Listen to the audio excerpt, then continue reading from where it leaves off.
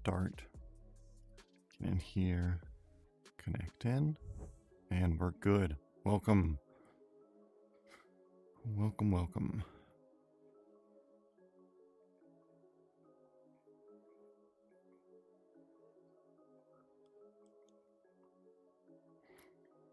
Let's see. Get chat up so I can see it. Y'all once again get to see my screenshot collection.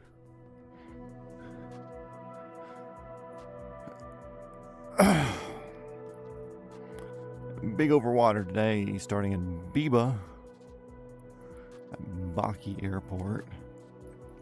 Oh, but I don't know what I want to fly today.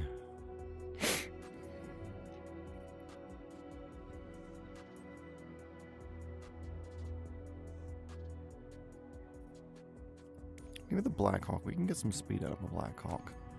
I like that idea. T model should be fine, because that's Coast Guard-y offshore type of thing.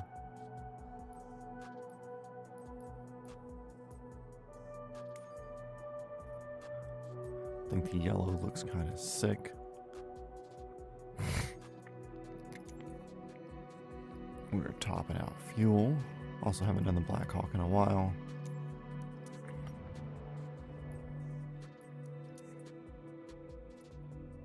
Starting here at Biba. It says departure on ground shutdown.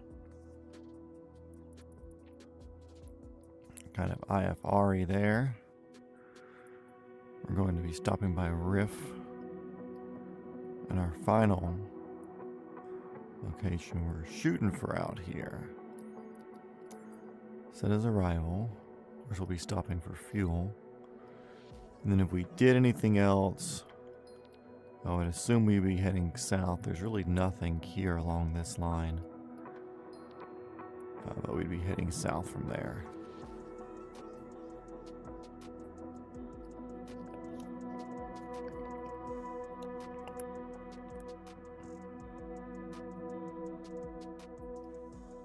Let me see something real quick.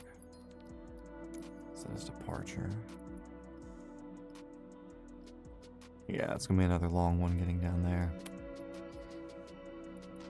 Anyways, that's why ferry tanks exist. It says departure, on ground, shutdown.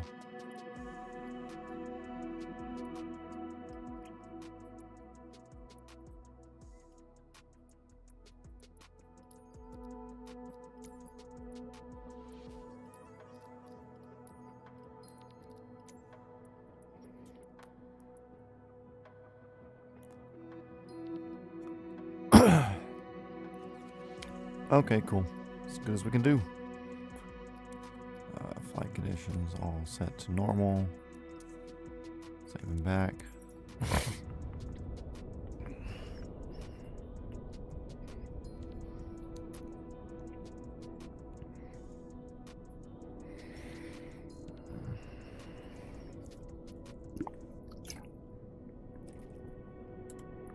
Hey, welcome to chat. Welcome to the stream.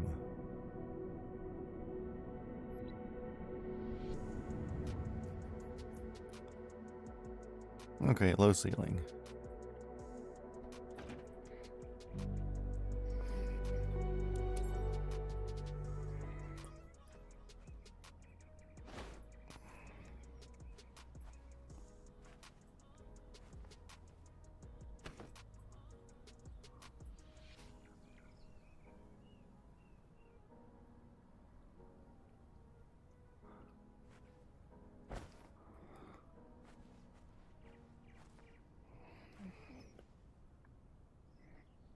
Sometimes there's static port in the back.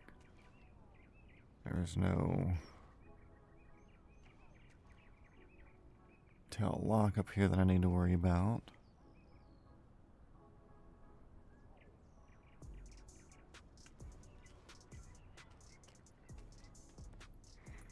Turn off those. Work our way around. Look at these fuel pods, that's beautiful. love that because we are going places today. Okay, that seems like everything on the outside. Let me make sure. Yep. Shift C.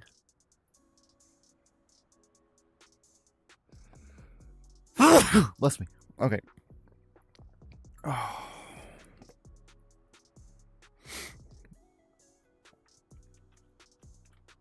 I gotta kind of shrink myself down a little bit so I can actually lean over here and see all of this good stuff.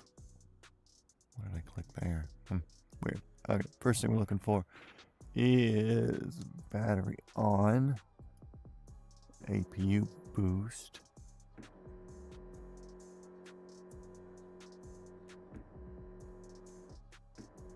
There we go. Oh.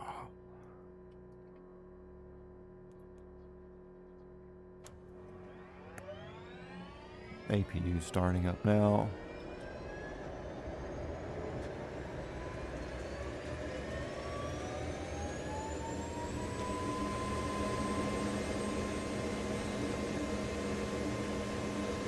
Okay, cool. Good on that.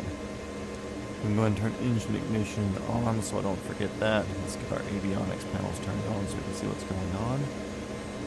Boop. Boop.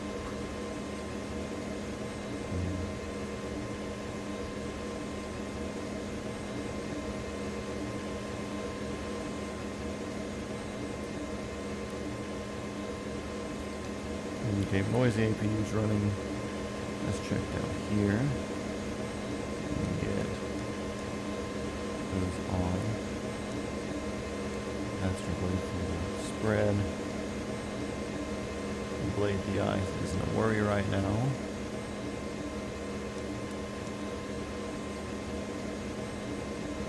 Get some auto.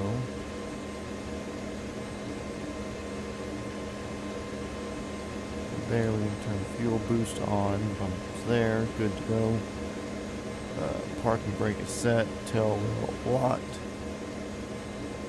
It should be good for engine start now if I don't drop everything. Okay, move back to the top panel.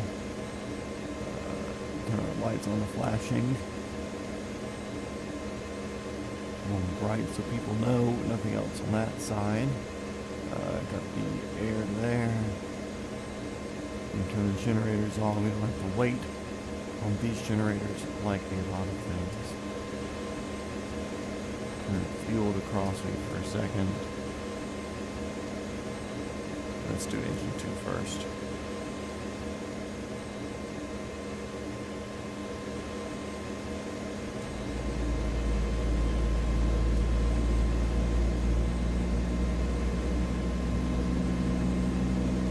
Hello, hello, welcome.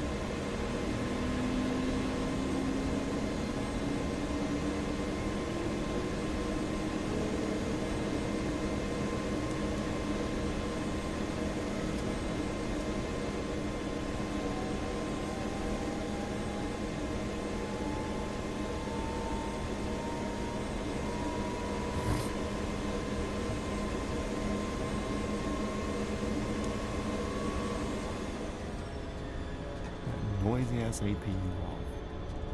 Good riddance.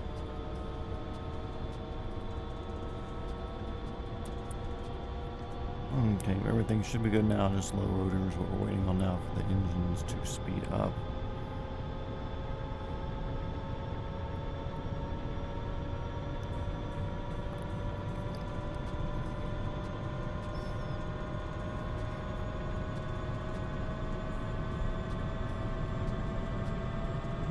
That's good, that's good, that's good.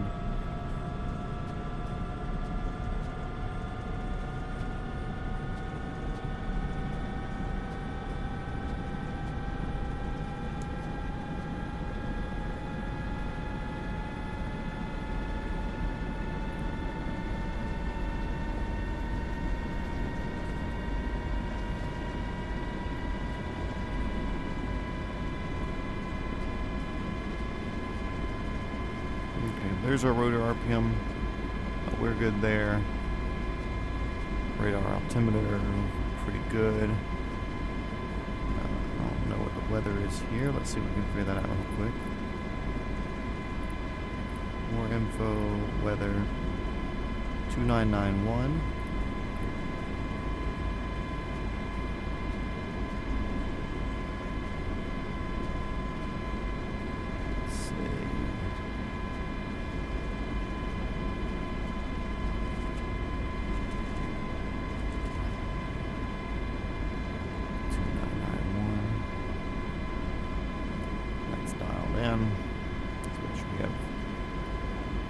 Topped off as good as it can be.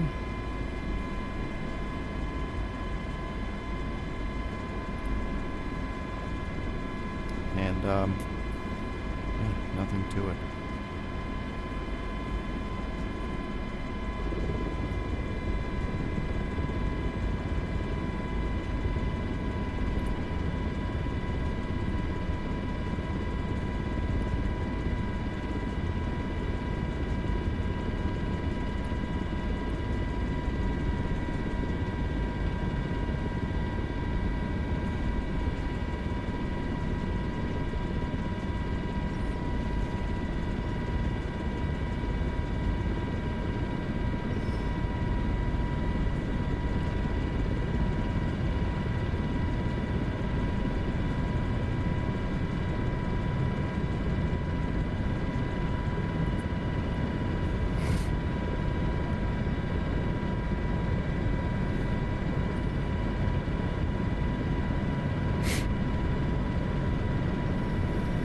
So why are we flying the Black Hawk today?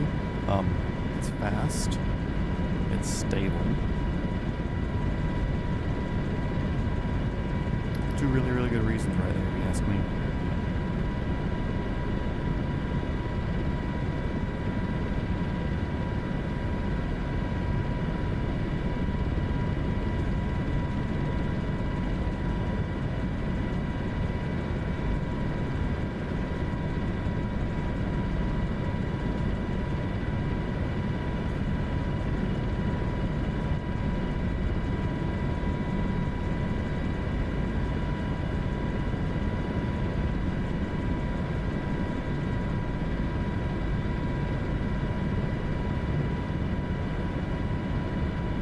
Yeah, we're just making our way to far west side of the island here. That should take an hour, maybe. Let's see. Honestly, I'm gonna check that.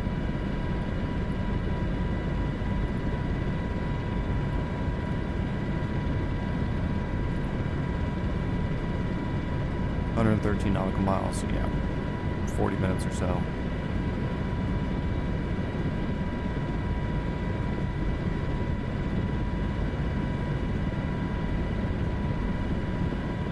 Five people in here. What's going on, guys? Welcome to the stream. Another midday stream, but we got to fly during live weather and live times, so here we are.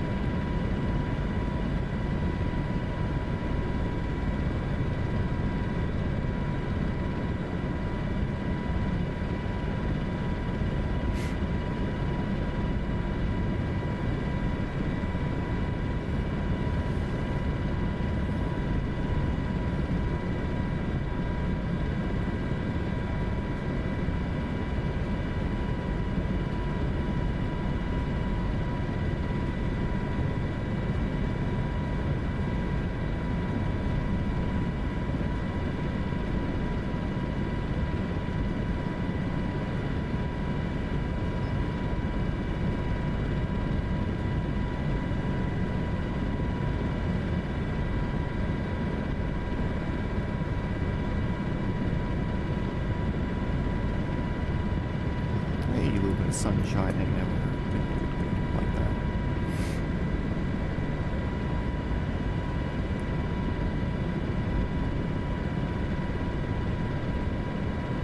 Clouds back there were a bummer. It reminded me of yesterday. Yesterday we started out in some deep IFR conditions, which were not fun.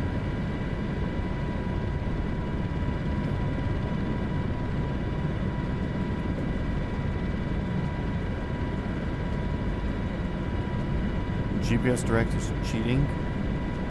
Okay, well, say it in chat, bud.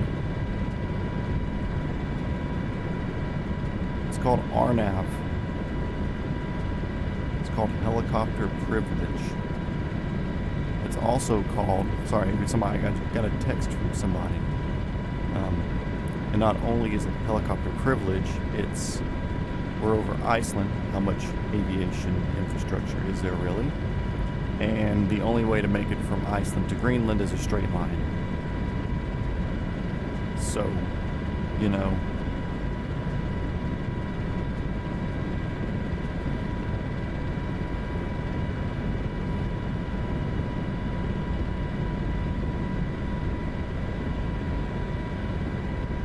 Aren't you working on like a Saturday Caterpillar or something?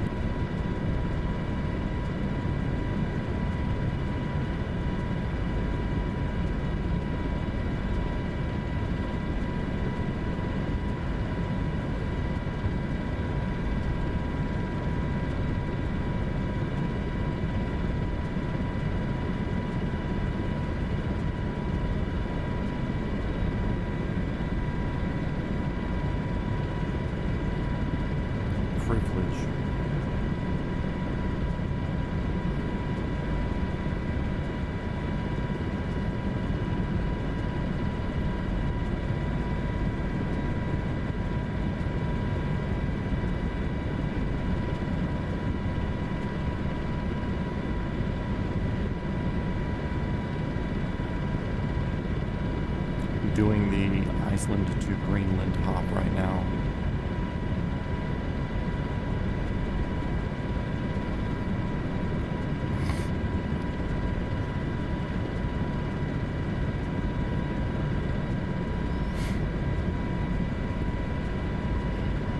I want a 120 with the power of the 130.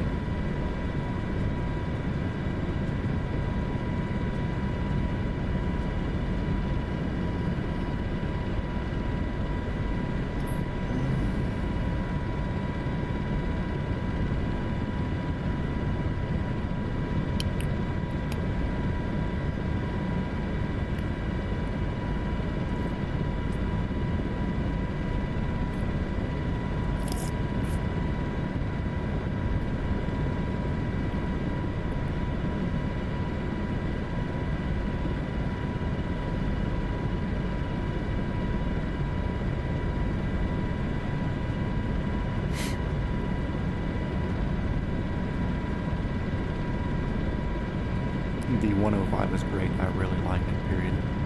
I'm doing the Hawk right now because I can keep 150 knots and carry a shitload of fuel.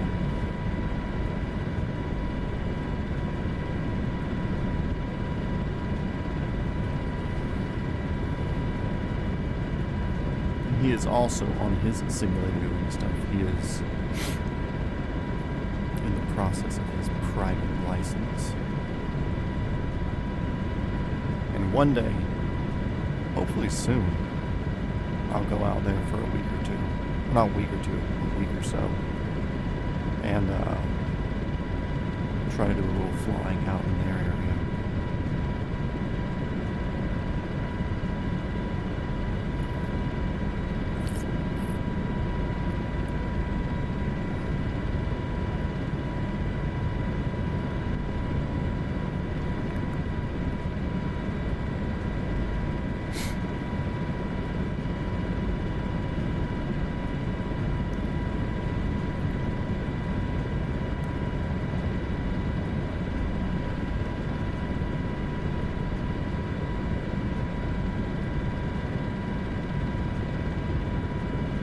I will be using the Coast Guard Dolphin for the Greenland to Canada hop. because it has killer range and it's fast also.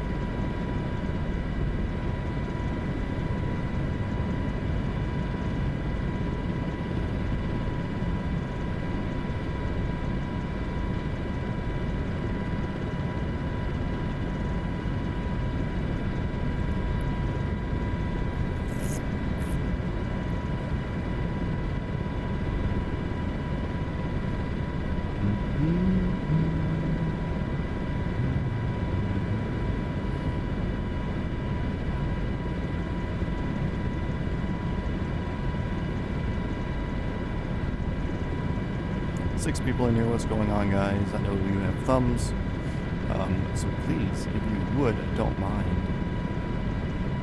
type a comment or something, ask me a question, helicopter related preferred, but we'll talk about anything.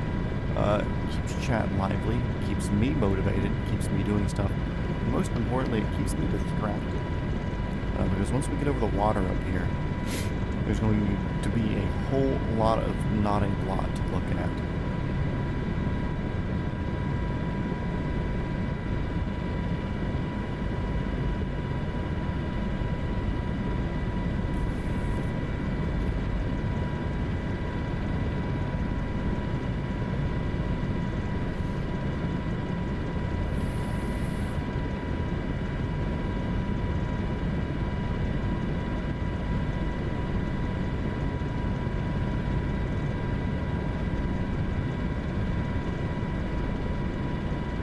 I'm sure there is a way to do it come up. We just cannot afford the machine that does it.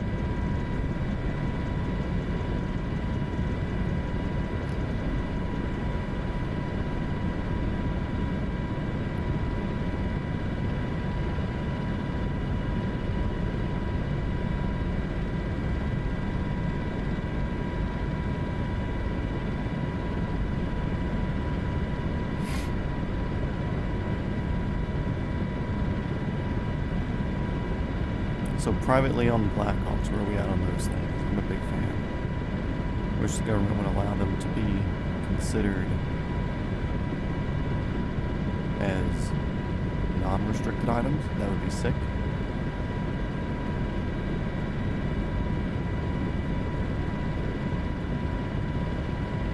Also, we're in a yellow helicopter. Look at this damn thing.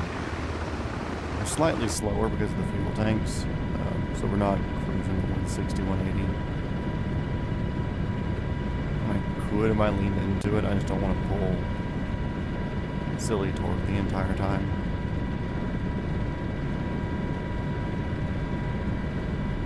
I think we can do like 104 continuous. Yeah.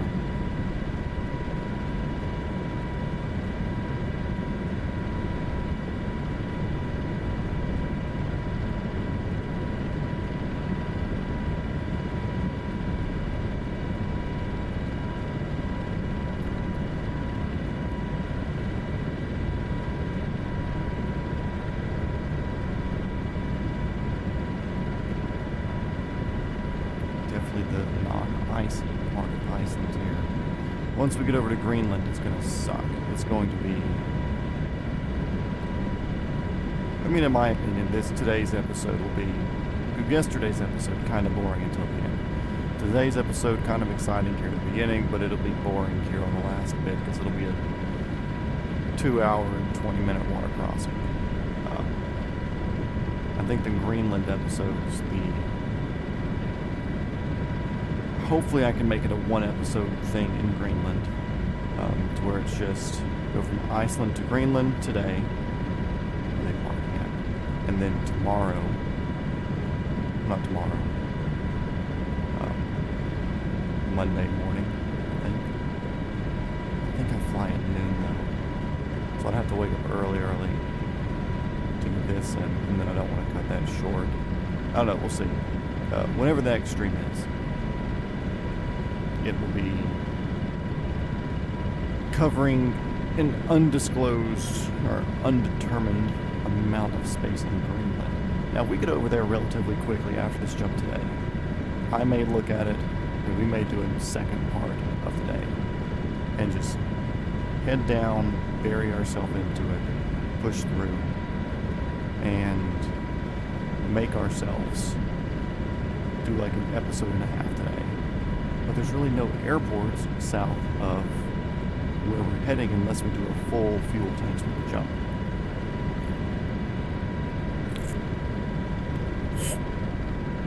And a 2-tank day is a big day.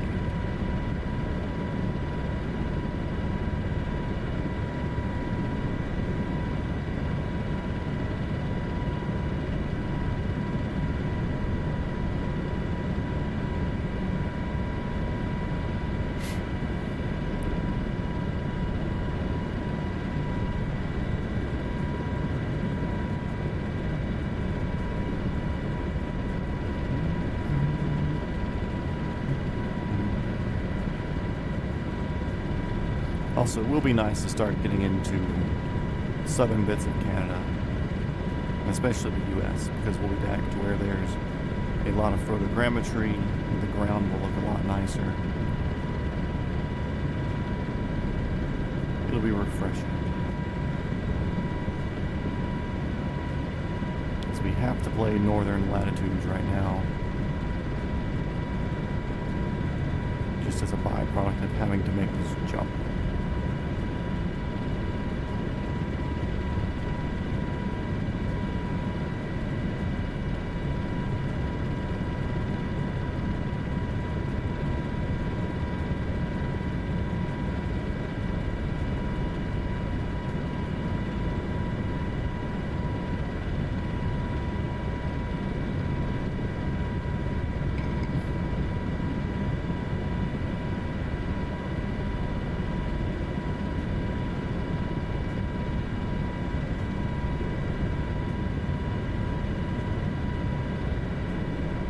This will be nice here, getting a little bit non-flat coast flying in before we get to our final coast in Iceland. Also, how sick is Iceland? Holy crap. What an awesome place.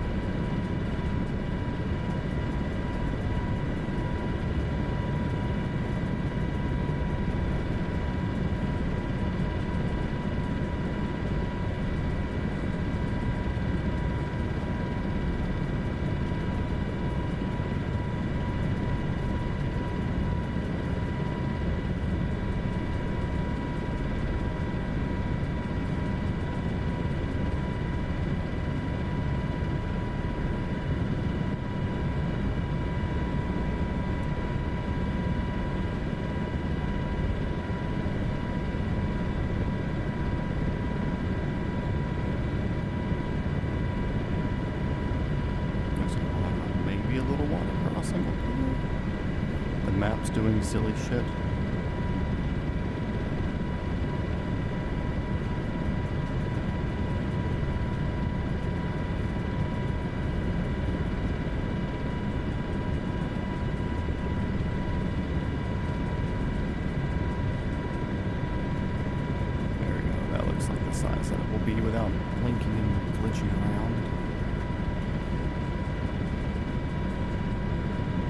no.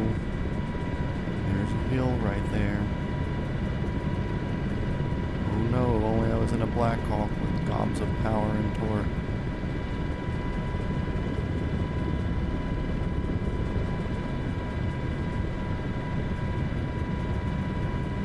Hey, look, the little airport.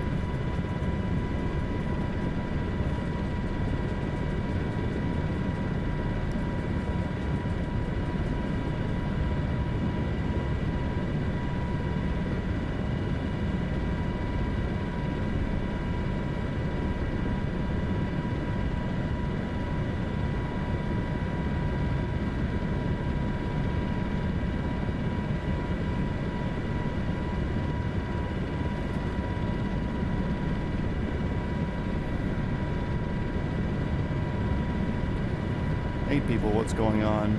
Feel free to say something in chat. It gives me stuff to talk about. There's a long flight today, and I know that I do not have 3 hours worth of talking preloaded in me.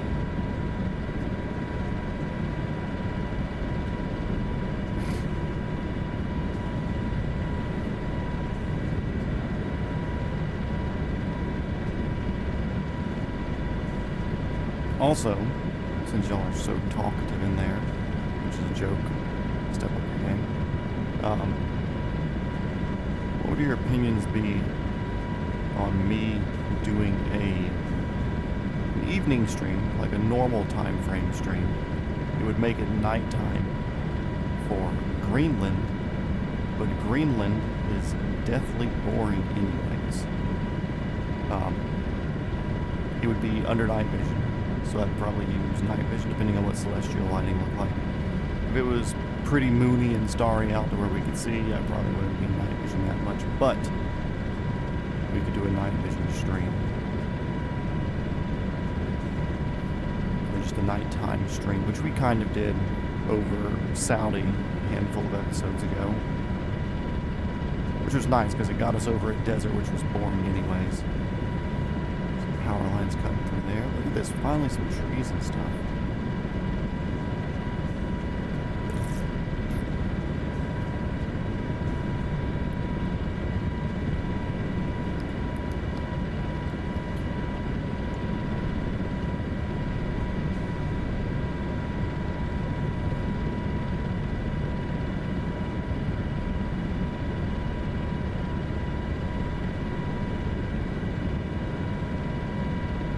Definitely the population center. There's a beautiful church thing over here we'll go swing by and look at.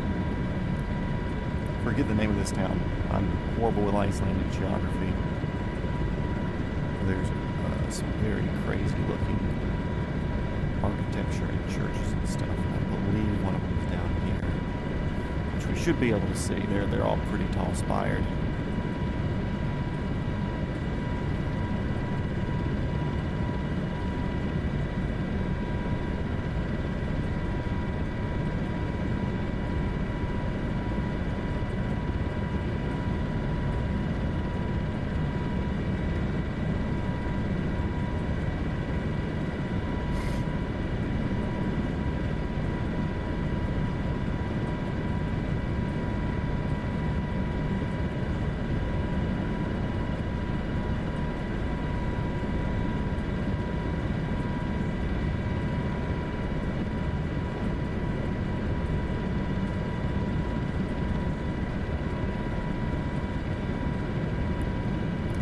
Very obvious churches in this area, though. That's cool. Good for them.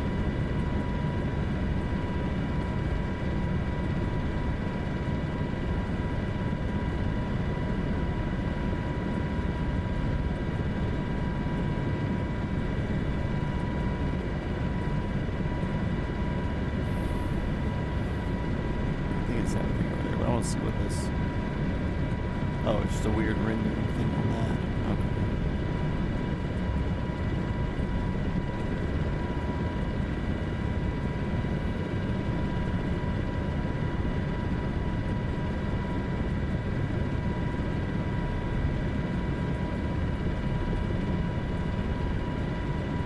Okay, out the right window here, this crazy looking, almost like a brutalist medieval cathedral. What? But it also feels like very Icelandic, so.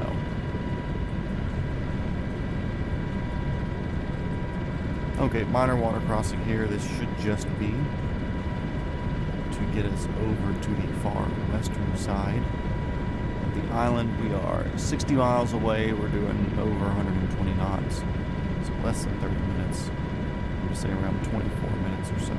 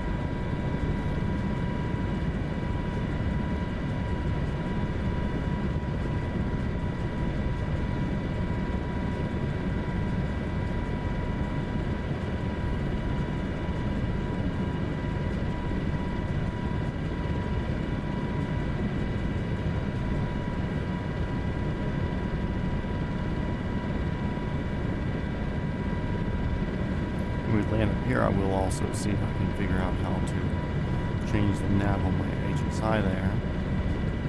That would be 6, so I'm not just following a map. I can actually have a navigational aid through the HSI.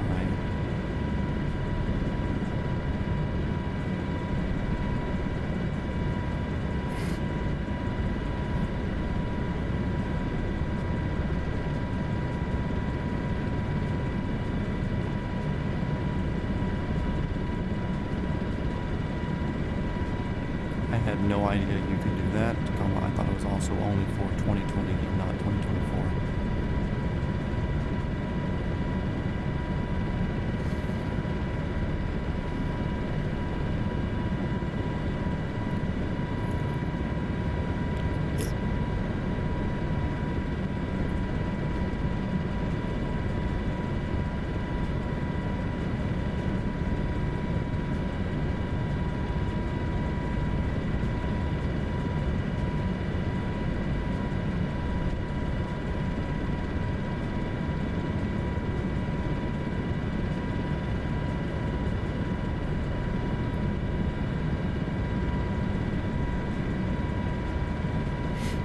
Also, what a weirdly terrifying thing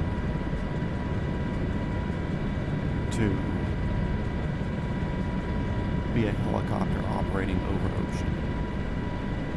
Like when you're doing it with the Navy, like that's terrifying. You're so far away from anything. Of course, you have a suite of boats and everything around you. There's nothing out here. There's no like, oop, forced landing.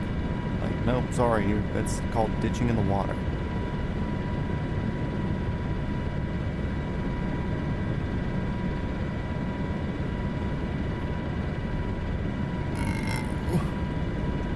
Excuse me.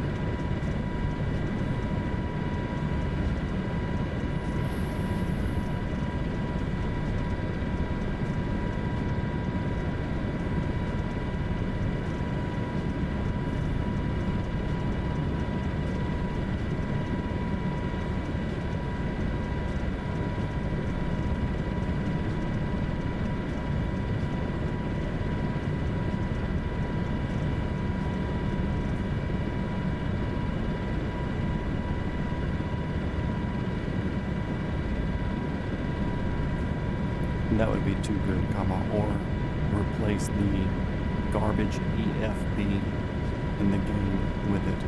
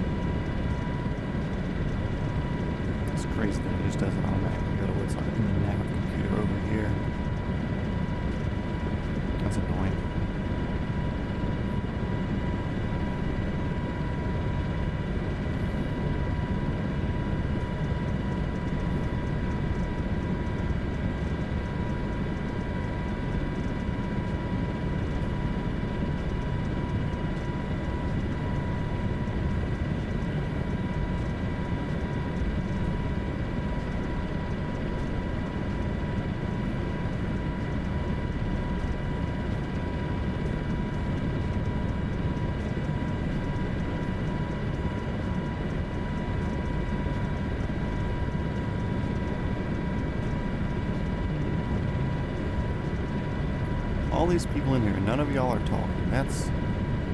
You can spend a little second. I'm not bitching. I'm just saying, if you just want to sit here in quiet, let me know. Well, we'll sit here in quiet. But I enjoy kind of talking while we fly and doing stuff. And when there's nothing to really start the topic of conversation or people asking questions, it kind of leads me to stop talking. Like I said, I'd rather be entertaining. I don't want people to sit here and be bored of hearing me more engaged with something. I'd rather be more engaged with it, you know?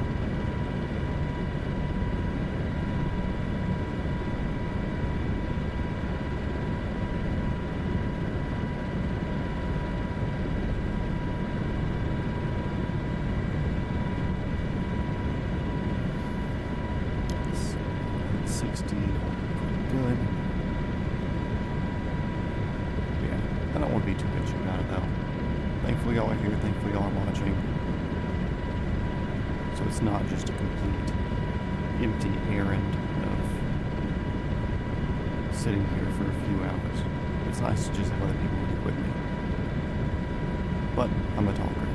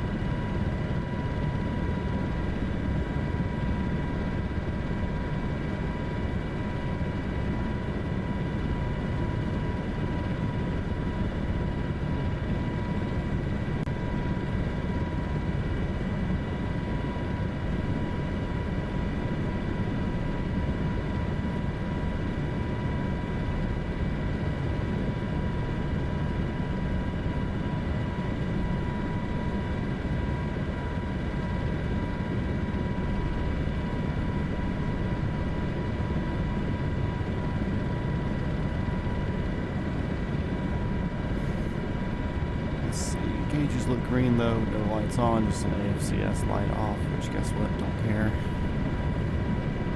Still navigating good.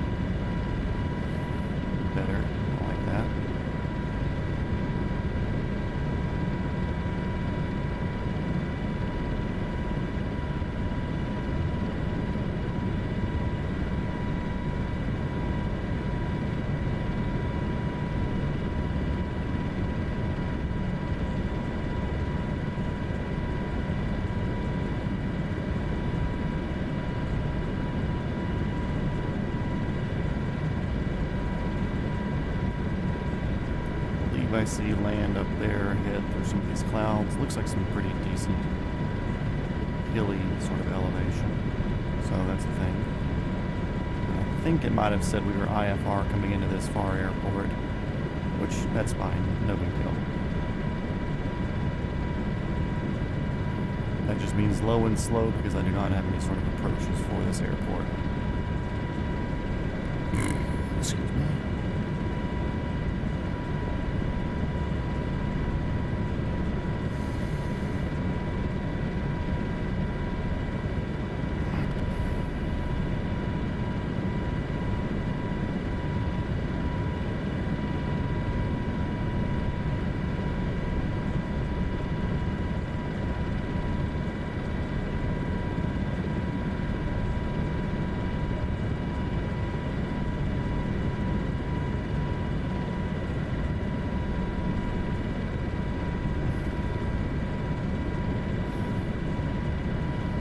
Austin, if you're in here, I see your text. Don't feel like typing too much right now. My pinky hurts from holding up my phone. Freaking 21st century problem. Anybody else get that? Holding up your phone too much?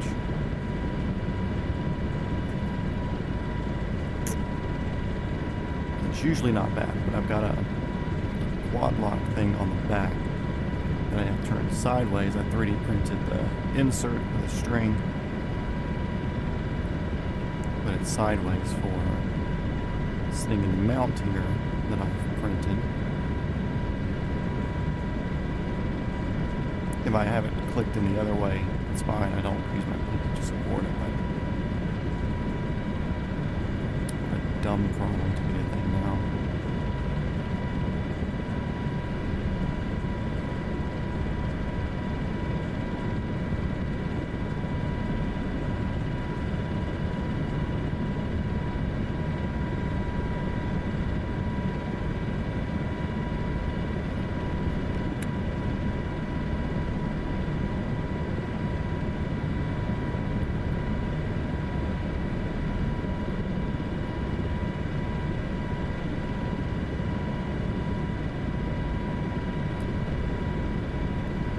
Since we have a 320 heading right now and the wind's out of 303, so we're getting a left front headwind. After we hit our spot up here, I don't want to grab too much altitude right now because we're 27 miles away. So, I mean, we're close.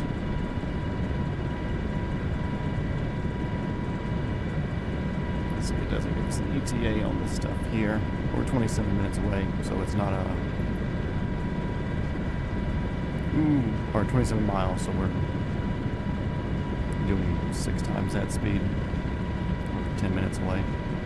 So it's not worth climbing up to search for like 4,000, 5,000, 6,000 feet and check out other altitudes and everything, but...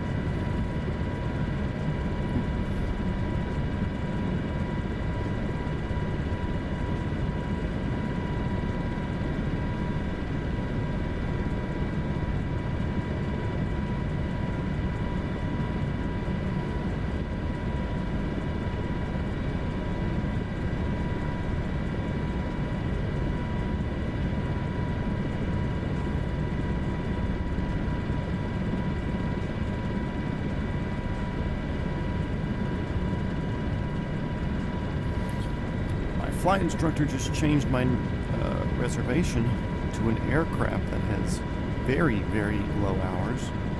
That was in the shop because somebody did a hard landing and put a little bend in a tailboard.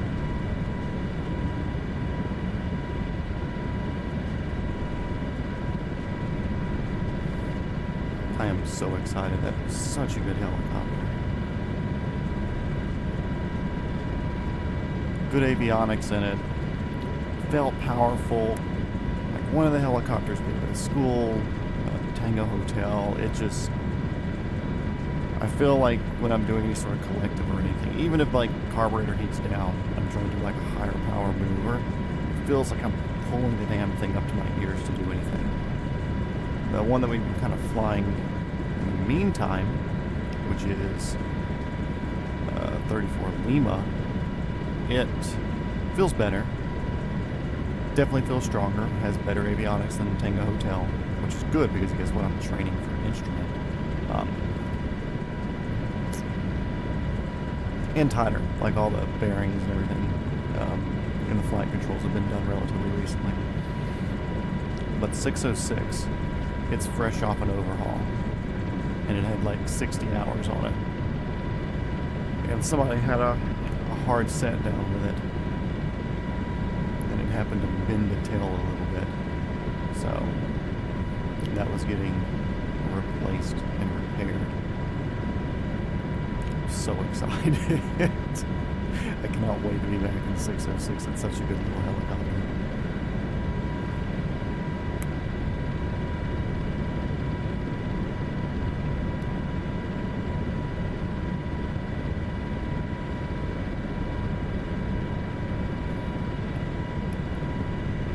those freshly overhauled birds just feel different.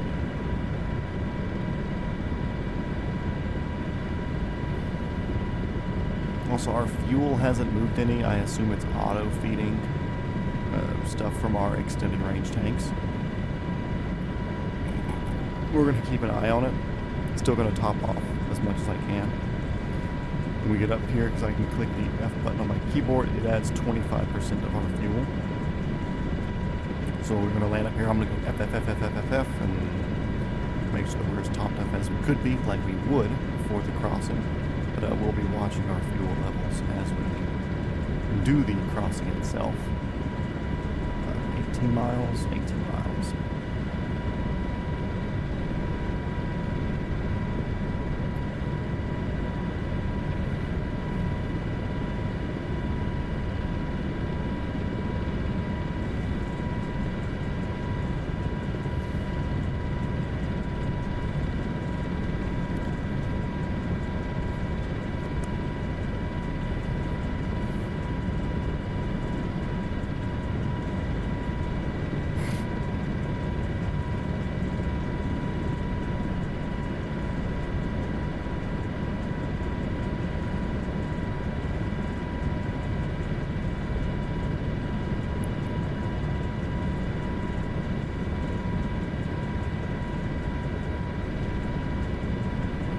Also, I am looking forward to like 2.5 hours from now to see this as we are coming in.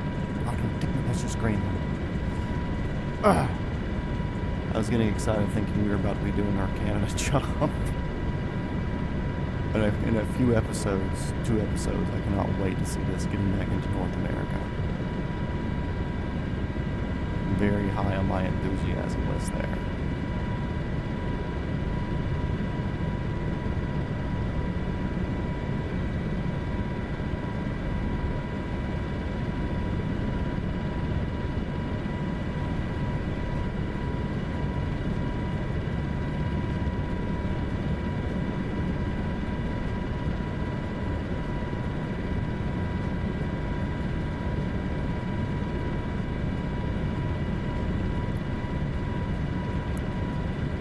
Almost a direct headwind. Fantastic.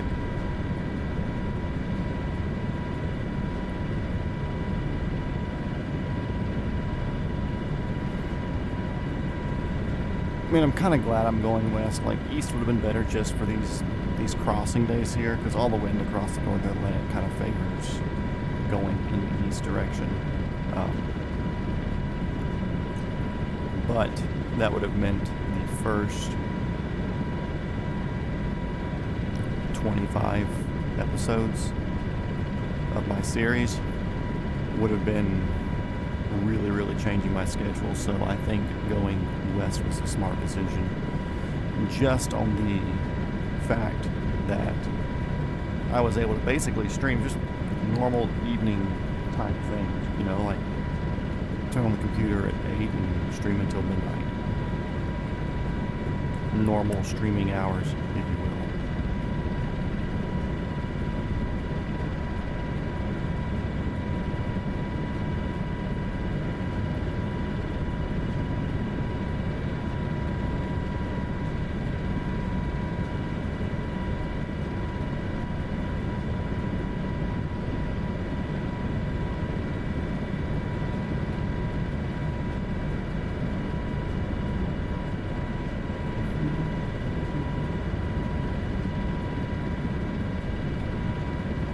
And I also think technically PIC in the Blackhawk is left seat. Am I right?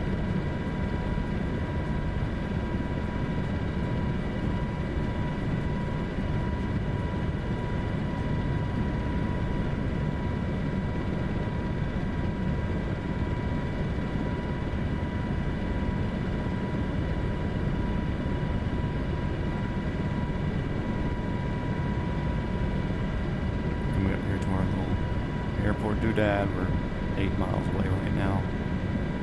We'll be topping off fuel. And we'll be doing our big move.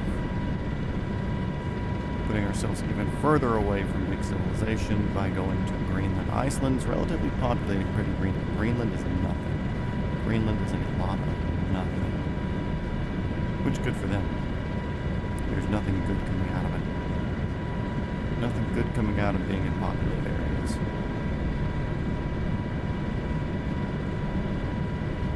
Or I'll say a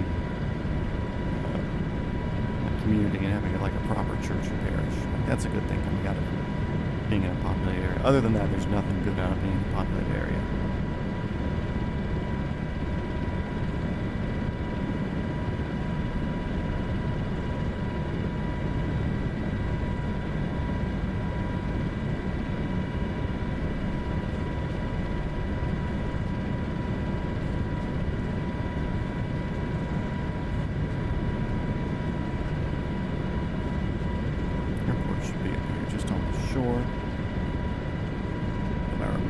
Correctly, it's kind of like a left-right airport, like a 27 runway sort of thing.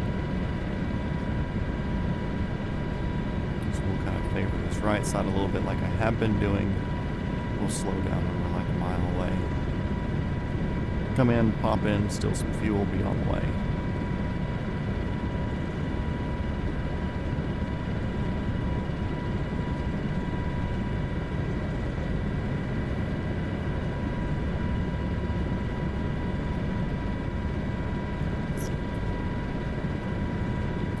Sometimes when I'm flying the Black Hawk, I have the VR headset on. It almost feels like I'm wearing a helmet.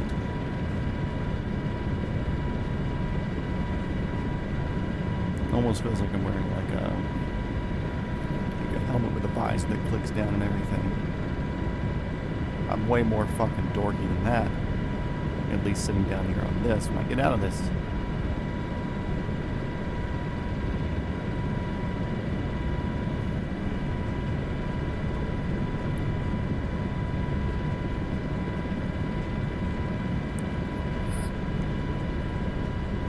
let's see.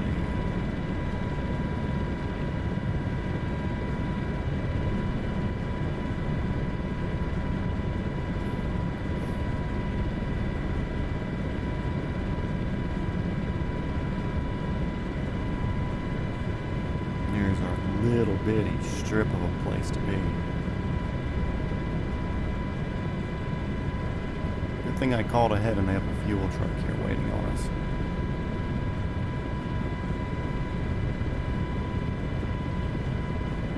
Tail wheel's unlocked, parking brakes off. Should have locked the tail wheel technically for the flight, but I'm not going to tell anybody if you don't tell anybody.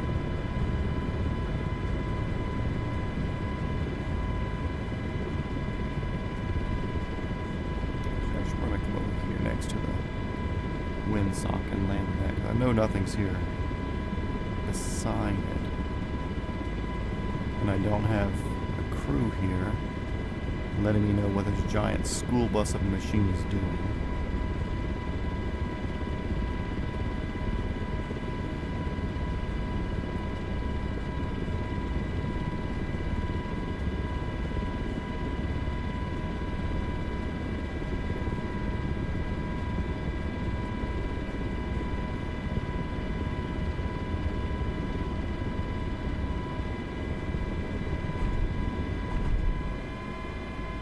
Also, is this a mid-wheel or is this tail wheel? It's mid-wheel. Okay, cool.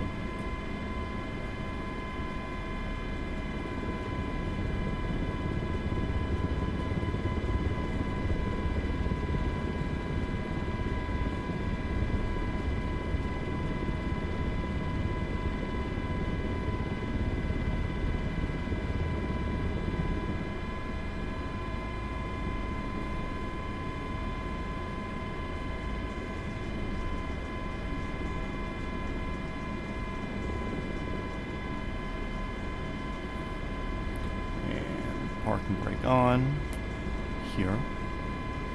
They are going to top us off with a fuel. Clicking my F button a handful of times. We're as full as it'll ever get. And we're going to take the parking brake off. We're going to pick up, get out of here. We're going to blow this little dinky ass jet around.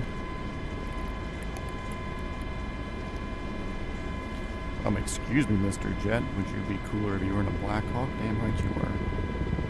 Be way cooler in a Black Hawk.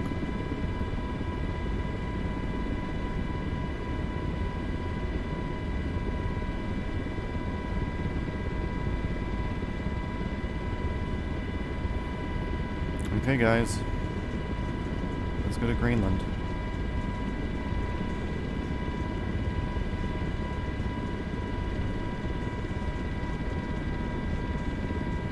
Being more fuel conscious as it is a long jump. I'm not pulling 100% fuel taking off and it's not the same. Roll left, roll. Shut your mouth, lady.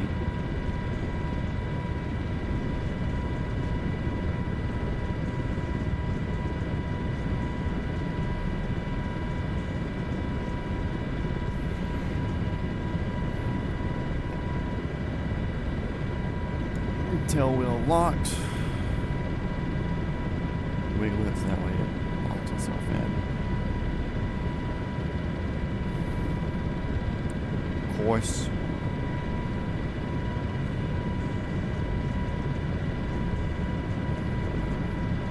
Course.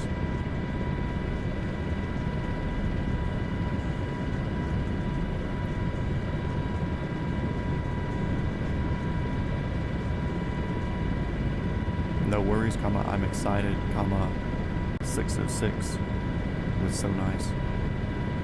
I'm just ready to be back in it.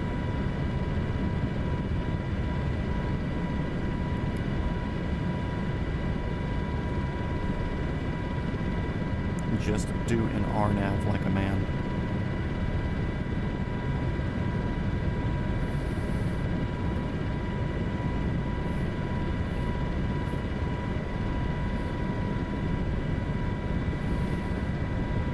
Turning on course. Course.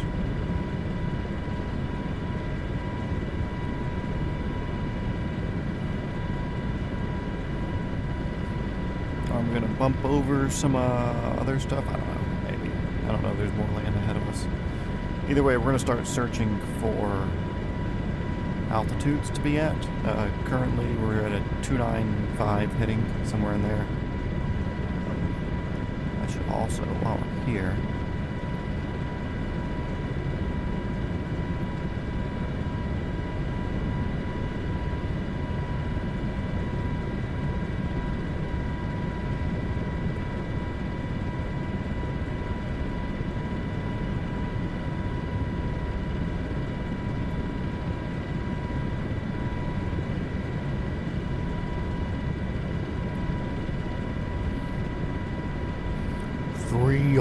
nautical miles. Sick.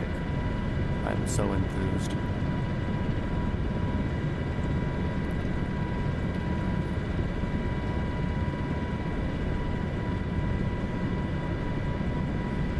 It is very simple, comma, when you have the destination airport in the GPS and it is navigating direct to it. Click on the FPL flight plan button, comma, select the PROC procedure button, comma, click RNAV on whatever runway and whatever initial point, and it kind of feeds you in and even gives you an approach path.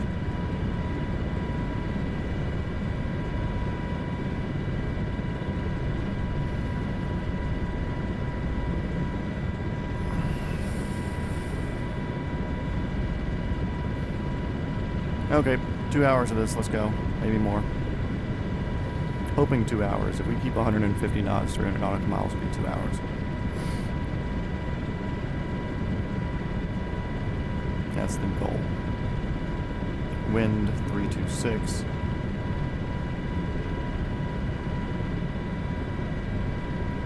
It's a slight right in the wind. Goodbye, Iceland. It was fun for the 2 hours I was over your land.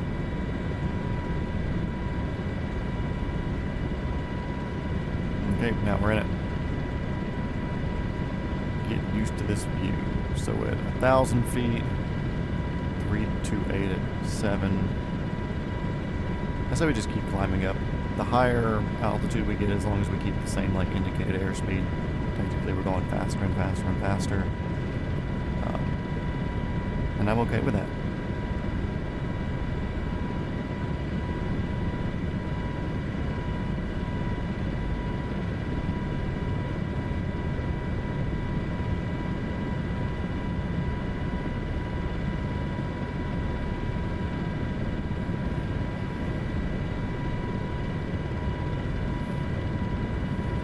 Hopefully we'll be on the ground 3:30ish Eastern time.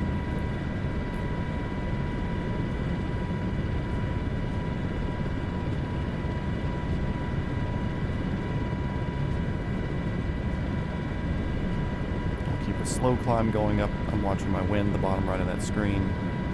Especially if I start seeing any wind that's like 180 or less, somewhere between like 360 and 180. Oh. Eating that up. Give me that ground speed, you know?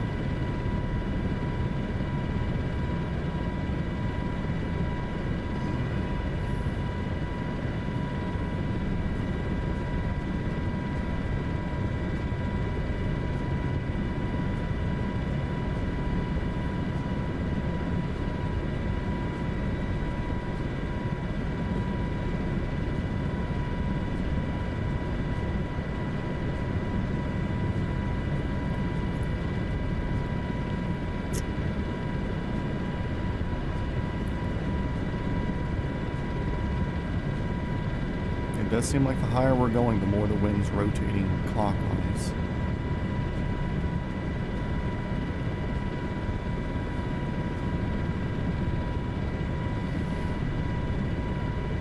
And we're getting closer to matching our ground speed to our airspeed, which is, again, great, because then we're not uselessly burning. Welcome to the cloud layer. Some very mild IMC type heat.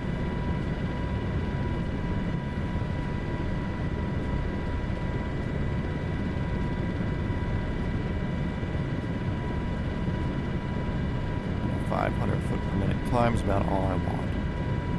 We're just going easy with it, not trying to sacrifice any airspeed or anything.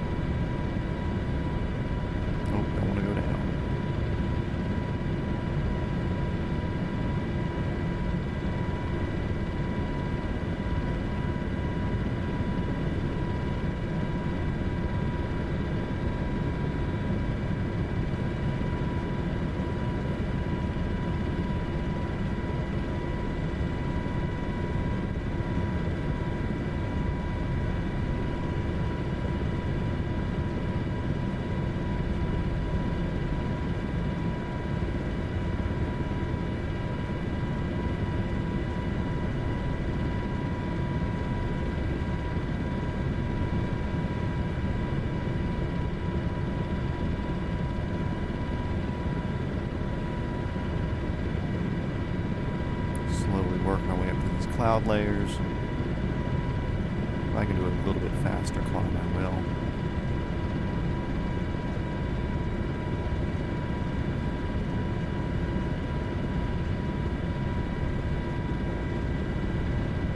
Because the clouds are getting taller ahead, I would like to be above them.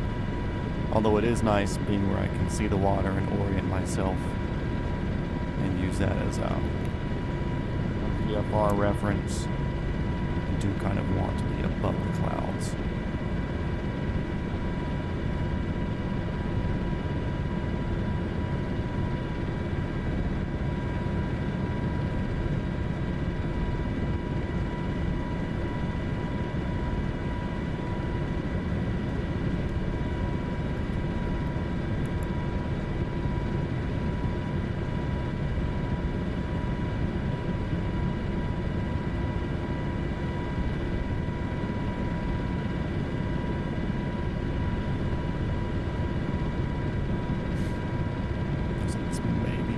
IMC punch right here, but whatever, no big deal.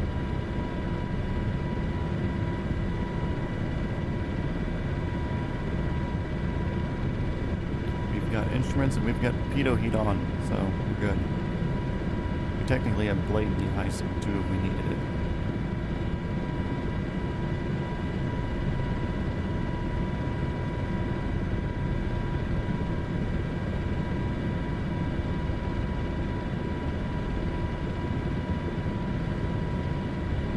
Keeping 130 knots or so airspeed, climbing near 1,000 feet a minute. Wings level, knees are weak, mom spaghetti. We can do a little bit of a right turn, keep us more on the directional that we need to be going on.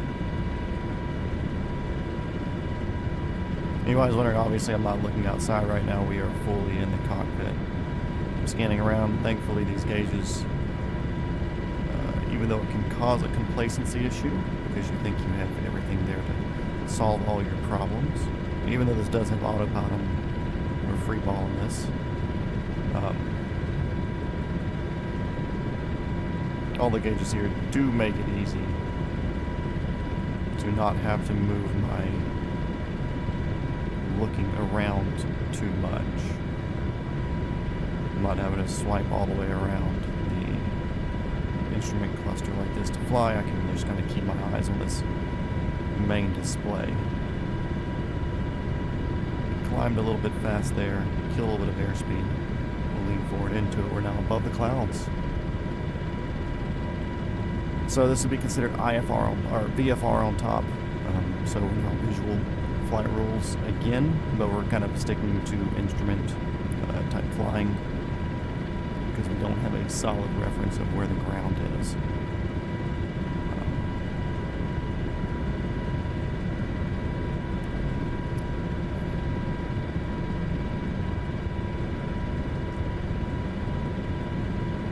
We're about evened out for wind right now somehow.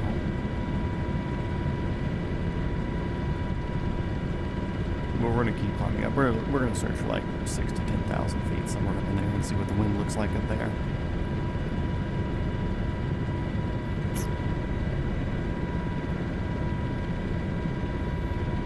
See if any of it is favorable.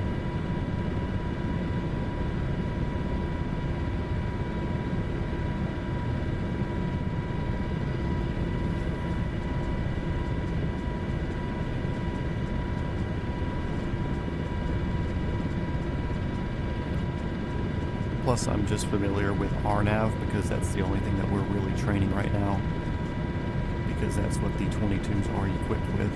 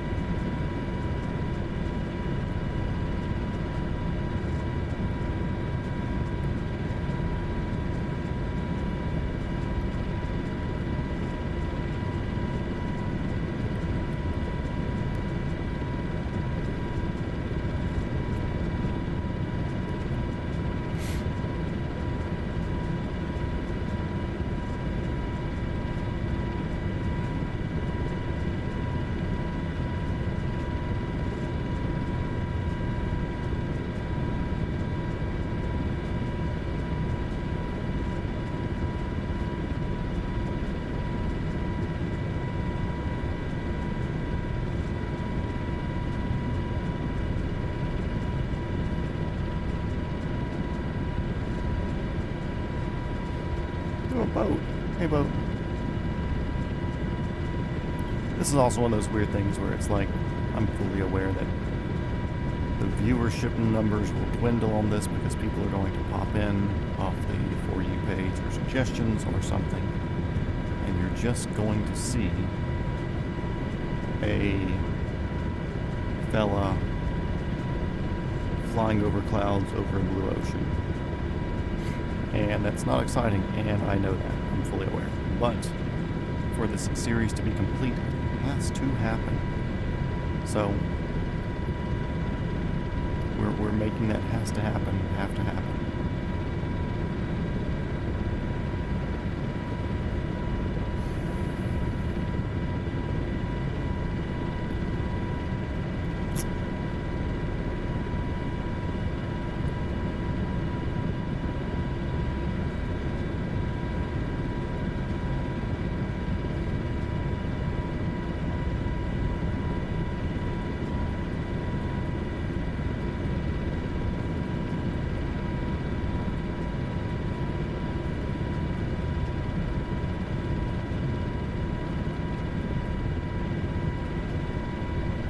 Too much speed there, trying to climb too quick.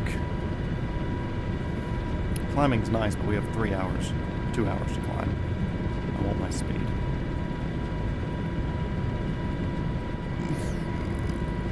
A 100-foot-per-minute climb is more than enough. It's just really, really hard to hold a 100-foot-per-minute climb when you don't have a self-centering cyclic and you can't really autopilot things because of it. So, whatever. But we finally do have positive ground speed. So even though we do have wind in our hair at the moment, winds at 312, we're heading 295, so technically we have a headwind. Our ground speed's higher than our indicated airspeed because with altitude comes airspeed differences. My calculator. Maybe not safely. Nope.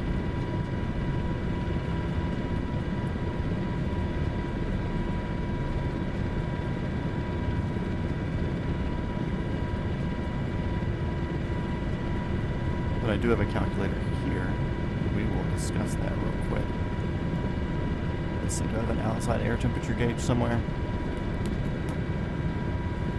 I mean, I have to somewhere, right?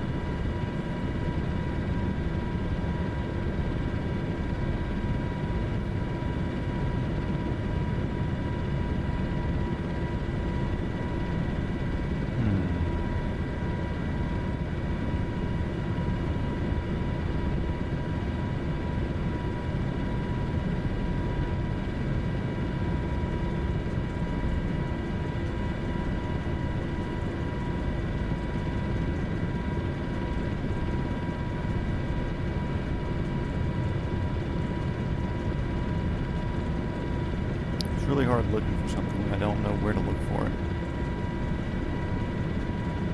We'll just assume it's like -5 outside because we're northern latitudes and it's cold. Okay, cool. So I have this calculator on my phone here called the E6B.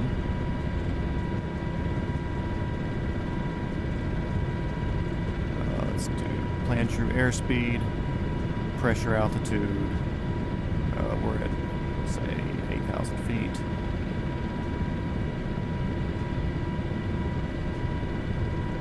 Outside temperature, let's just say 0. We'll make it easy. Calibrated airspeed 130. That means our true airspeed's 147.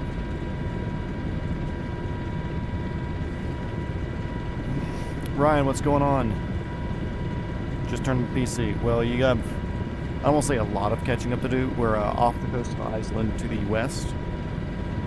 Heading west. We've only been off the coast for 25 to 30 minutes. We're in the UH-60 Blackhawk, the Tango model that has the extra fuel tanks on the side. This one right here. And I was just discussing, can you see on the free map? Can see me? I should still probably be the same server if you're trying to hop in. I also think you can spawn on people, so that would be possible if you don't want to try to catch up. Unless you want to get a faster helicopter, but then I don't know what your fuel would look like. East USA, 36 milliseconds. Saving back. Resume. Of course, now I'm sitting crooked. Yeah, I was just discussing altitude versus calibrated true airspeed, stuff like that. So basically, the winds are not in our favor, but when we get up to altitude, our true airspeed is much higher. So I'm changing the altitude. So right now we're at like 7,500 feet. Yeah, 7,600.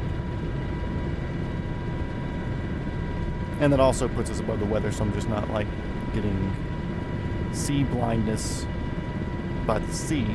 I'd rather have a little bit of cloud blindness and just be flying VFR on top.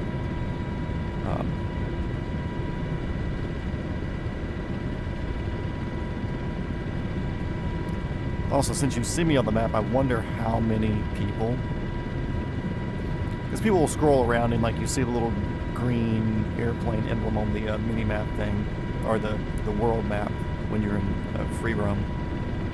And like you see like, oh, they're flying an A320. I wonder how many people are seeing me here over the middle of the ocean into UH-60, going like, is this idiot flying 2.5 hours over the Atlantic in a helicopter? Only in from work an hour or so ago, sitting food, etc. Maybe a cider. Yeah, I feel that. Not a cider, but I'm caffeinating because it's still early for me. It's 1:38 in the afternoon.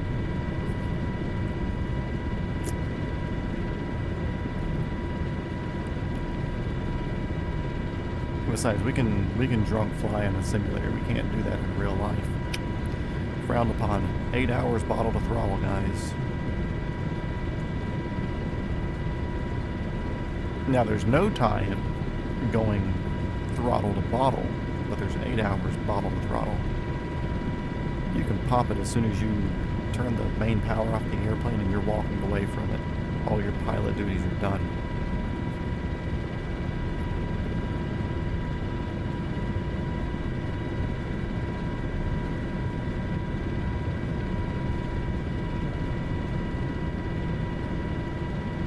I'm okay with my NR being high. We'll bring the torque up some. It can be high for a few seconds. It's not going to hurt anything. But I really want to try to chase that 130 indicated, because that puts us around 140 or 150 ground speed, even with the headwind, which is sick. That's why I love the altitude, for something like this at least.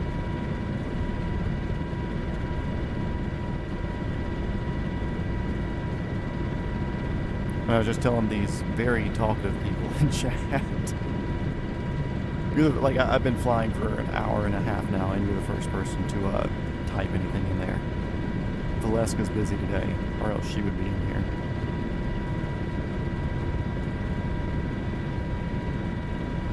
Because like I tell people, it's like if you just want this as a second monitor thing, maybe I'll do an ASMR series where I pop in, I turn my mics off, and I can, or maybe have the mics on, you know, so that way I can talk in Discord to people or whatever. Delta Simulation U8, it's the Miltech. Did Miltech do it with Delta? I don't know. I don't remember. Anyways, it's the one that came out like around a year ago or less.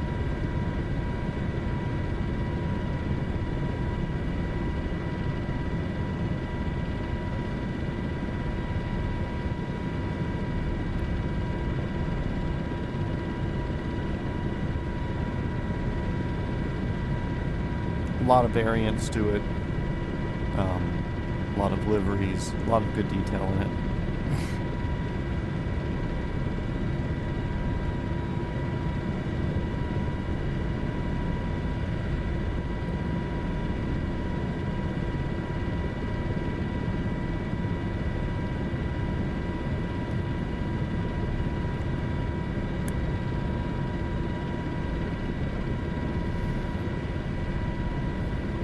Got a free one. I don't know. The only free Blackhawk I've messed with is the one that you can get with DCS because DCS is free. All the add-on places you have to pay for, but the base DCS is free. Because it is also like a 14-year-old sim, believe it or not. But all the mods keep it alive. And then there's a free Black Hawk mod, which is pretty solid.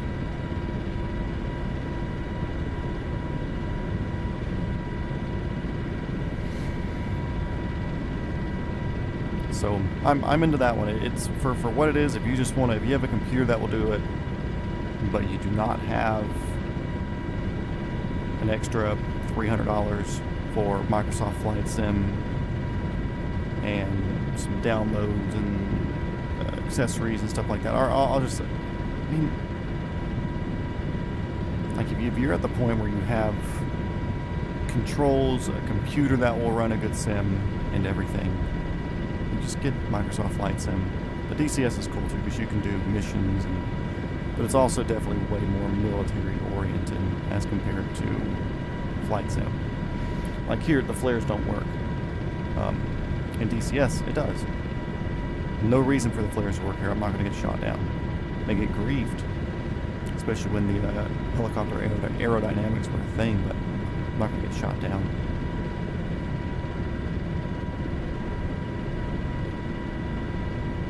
And the clouds are getting thicker. That's for sure.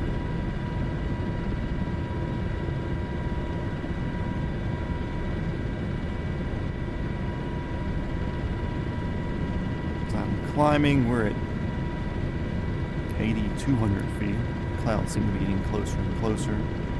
Very few holes in them now. It's almost a full overcast layer. But I'm cool with it. Whatever. Makes no difference to me. I'd rather not be instrument for 2 hours. That's why I'm not minding flying on top. But we can if we need to. I just don't have an instrument approach going into whatever rinky-dink little helipad I picked over in Greenland, because there's not a lot of places on map on Greenland. Believe it or not. Oh, there's outside air temperature. Yeah, we're about 0.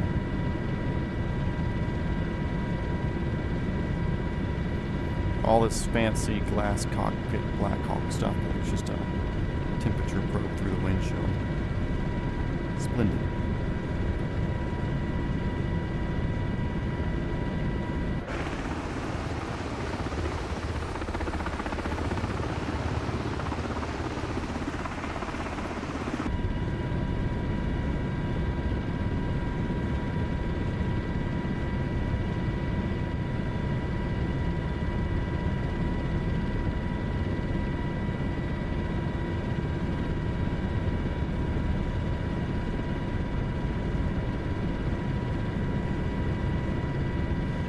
It does feel kind of silly being the only retard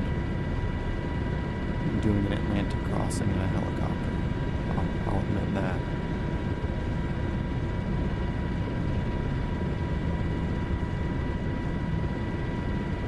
The clouds definitely feel closer. I'll continue climbing. We'll target 10,000.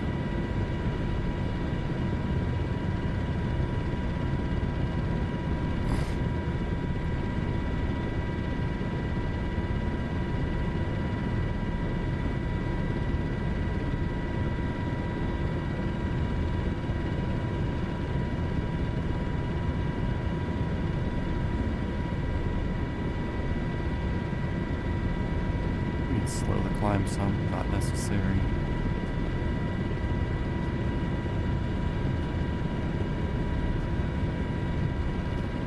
Yeah, a few holes in the clouds. Ocean's still down there, believe it or not.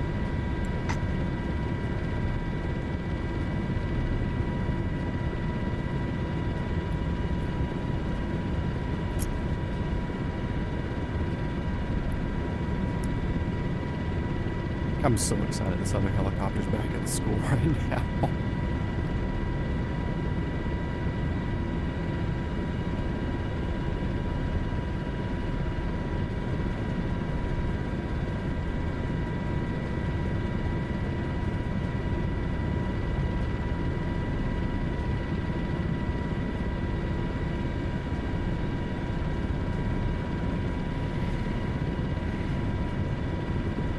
40 knot ground speed, I like that.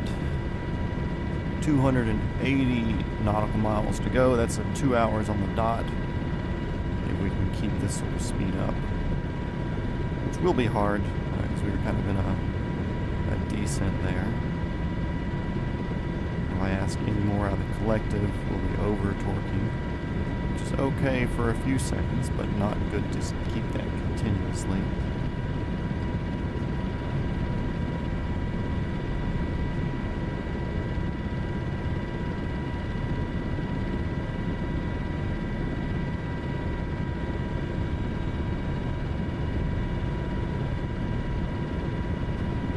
Time 1:47, so probably by 4 o'clock Eastern time here.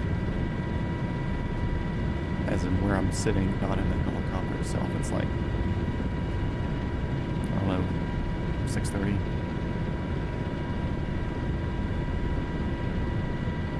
I don't even know how many time zones Greenland's in.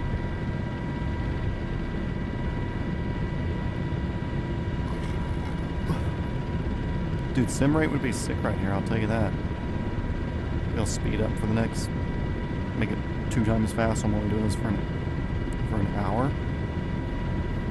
But no, somebody has rules for their around the world flight. Whatever.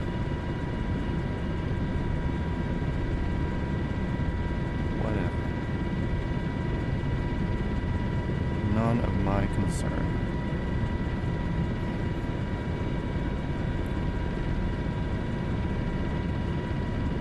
Although I will say, I wish I had peed back in Iceland. And y'all are watching up here on the camera, so the pee bottle's not going to be a thing today. Not on YouTube.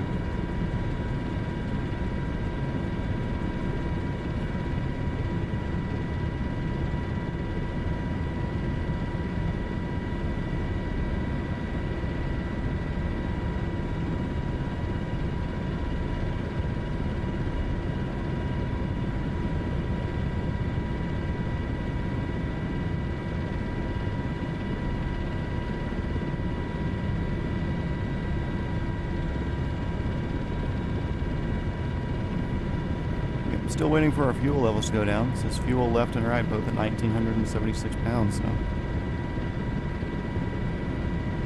it hasn't changed since we left, so I assume our wing tanks will automatically just feed in. I have no information on that. It seems like that's what it's doing though. We do have enough fuel to make it without the wing tanks, but they're nice to have because it's kind of a built-in ferry tank that's just not calculated in.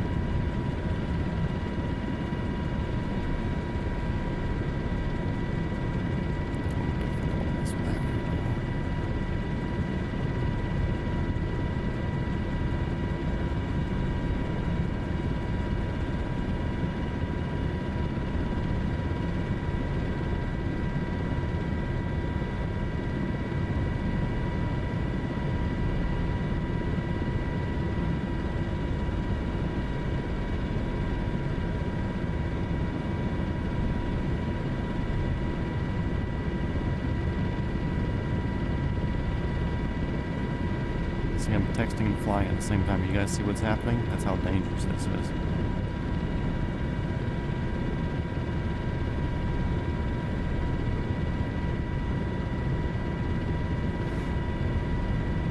Okay, Matt, lock in. The more you diddly-daddle, the longer this is going to take.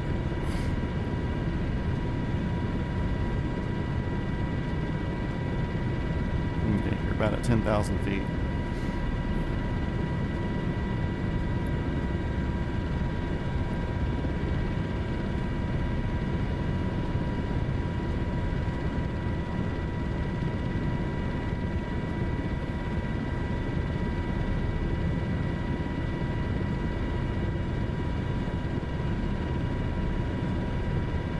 Crossing some sort of line there on that screen. Let's see.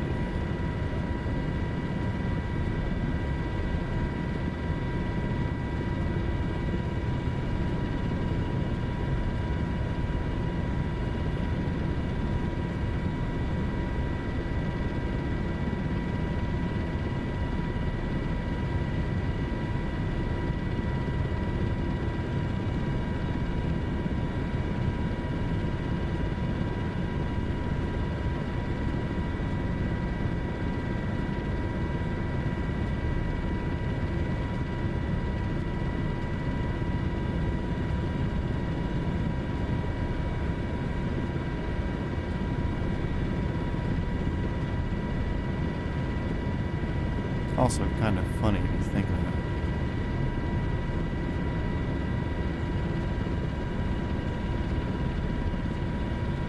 We don't use Cyan, is that what, Cyan tensions? No.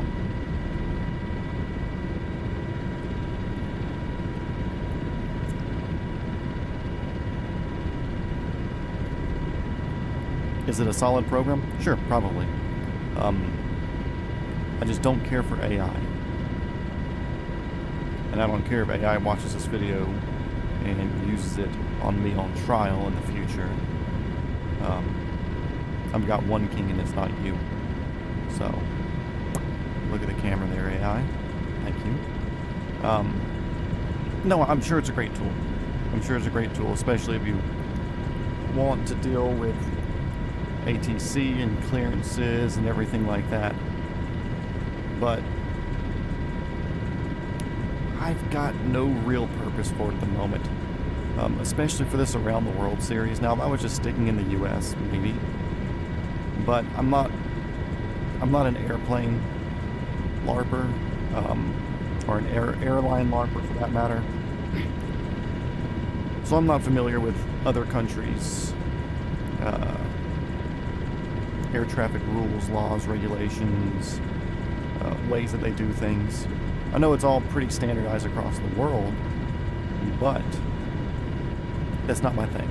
And I've touched so many countries, flown over so many areas, and if I was really having to avoid excuse me, if I was really having to avoid restricted areas, military zones, whatever, having to jump in and out of IFR and VFR and pick up clearances, it's so much. It's so much, and it would kill the little bit of fun that this series has. The series is really, really fun when I'm doing VFR flights around places. Like before we left, we flew really, really low over whatever that city is in Iceland to look at the big cathedrals and stuff out there, because they're wild out there. Or like scud running like me and you were doing the other day. Sure, it could be like, hey, cancel IFR plan, whatever. But then I'd have to pick up IFR for doing this, and crossing, changing frequencies and stuff, and it's not worth it for me. If I was like hardcore doing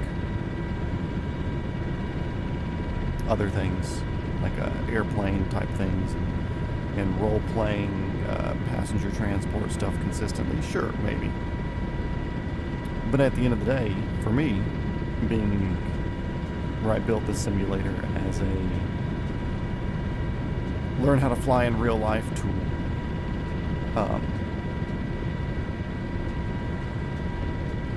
it wasn't necessary. I did that sim, talked to some real people. Didn't have to worry about say intentions not completely understanding helicopter stuff. I've heard that's a thing as well. I'm not a fixed wing guy. Plus, ATC is generally easy to talk to. And like, I don't want to role play having to deal with a bureaucracy, which is another thing. I'd already love just to fly into an airport in real life and not have to worry about controllers, but Class Delta airspaces, Class Charlie, Class Bravo airspaces exist. There's ways to do it, keeps us safe, blah, blah, blah, blah, blah, whatever. Not my thing. I'd rather just be like, hey, Peachtree Tower helicopter, or Peachtree traffic helicopter 1, 2, 3, 4, approaching from the north of the field, not going to cross the active, will not be a factor. We will maintain visual separation. And just fly like a fucking VFR helicopter. But not a thing. So, long-winded answer, no, I don't mess with say intentions because I hate AI, and I fly because I enjoy flying, not because I enjoy the paperwork.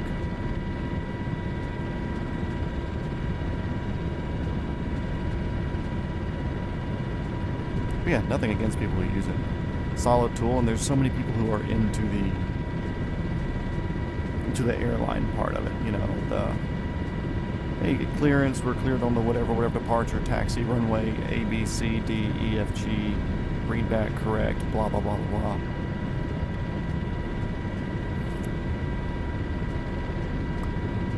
So much of that is very applicable to the people who are into that sort of thing. It's just, I'm not into that sort of thing. I like taking off, announcing my position, and then flying. And then if I'm flying near another airport, announcing my position. This is talking in real life here, IRL. Announcing my position until I'm clear of that airport's airspace and switch to the next airport. And just kind of like let people know, like, hey, helicopter 34 Lena's, 2,000 feet, crossing north to south through your area. We'll be 5 miles east of the field. And then not say anything and just enjoying flying. Which, even though I'm doing instrument training currently, that's more just like as a future employment thing. I really don't want instrument jobs. Unless I happen to get a really cool job doing like single pilot IFR medical stuff, then it'd be neat because I enjoy workload. But I enjoy VFR flying too. I don't know, it's weird. But I would VAD sim it. I just need to look back into VAD sim and learn how to do that again. So there's a button where I can just click be on VAD sim and have controllers in my area doing stuff. That'd be fun. But yeah, there's a lot to logging on, having all the programs up to date and stuff, and I just haven't touched it in over a year. But I do need to do a VAD sim stream eventually. Find somewhere where there's a couple of lower busyness airports. So that way I'm not trying to like jump into Atlanta's Bravo and do stuff.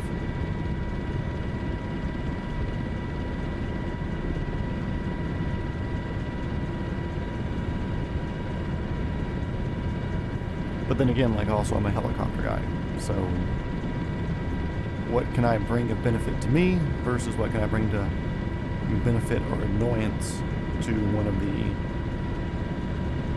VATs and controllers? Because for me it'd be like, hey, I'm on the north ramp, ready for takeoff, and I'm able to depart direct to the north.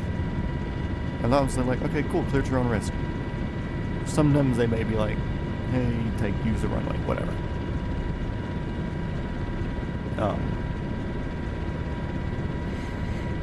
But then it'd be like, cool, I'm just going to go north of the airport and doodle around, do my thing, and maybe I come back to the airport at the end like, hey, clear, and they say, okay, cool, clear direct to the ramp. What am I getting out of that? Unless I want to pretend to be a police pilot and flying around Atlanta to where I'm dealing with Bravos and stuff. Maybe. I say Atlanta because that's the area that I live in. I know where all the crime happens.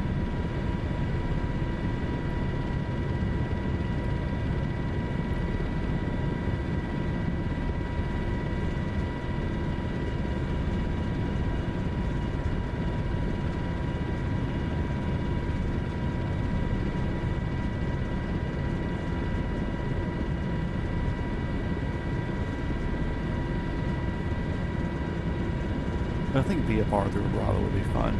Kind of want to do that one day.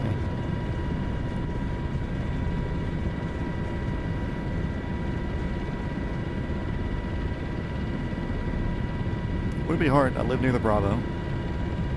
Or I fly near the Bravo. I don't live near it. I fly near it. Would be neat to send an email or something in and be like, hey, I'm looking to do this just to fly around your area. What would be the best way to go about it? Do I need to call approach first and then get transferred into tower, or what?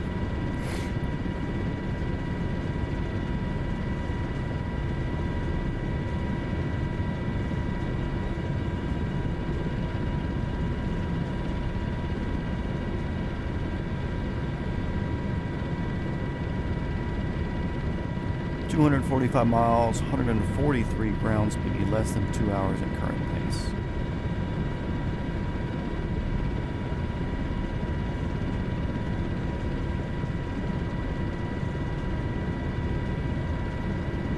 Temperatures are definitely rising.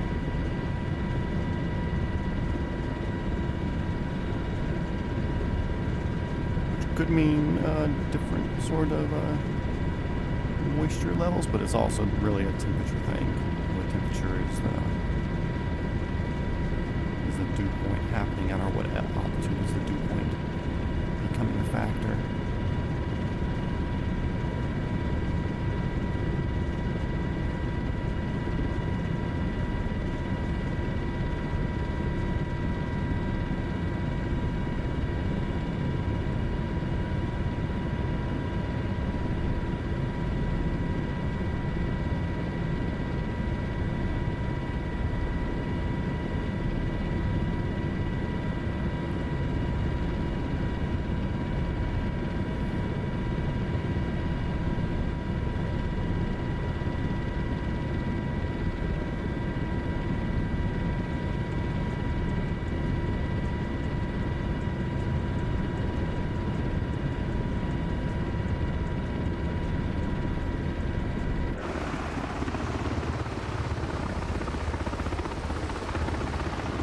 We're just out here.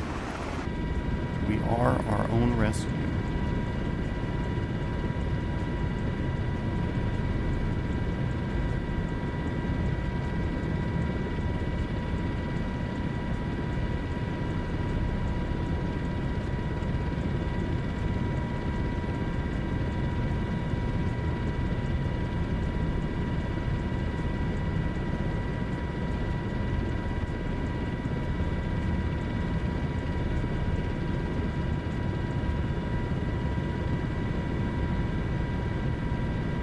Must be a little updraft here. I was getting some good upward stuff, and I was still pushing into it a good bit.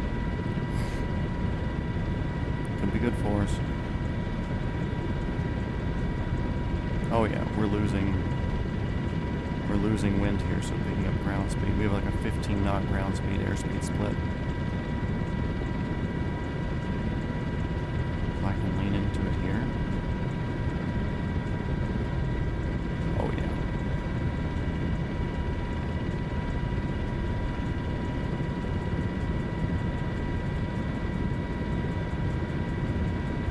Oh yeah, we got a 20 knot benefit here. I'll take it.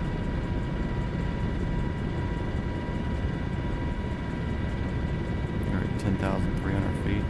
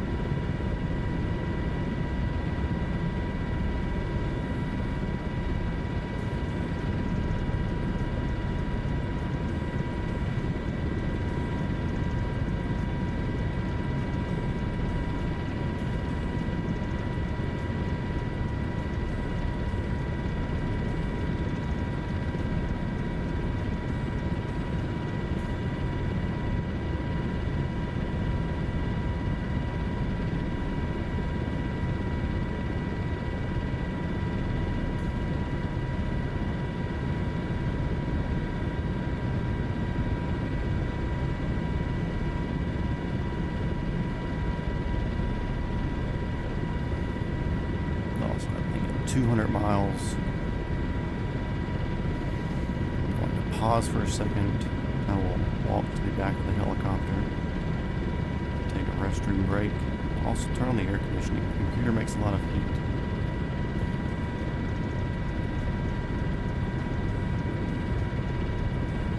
Oh, there's somebody else in an A340 at 37,000 feet. I hope they see me and I hope they think I'm retarded.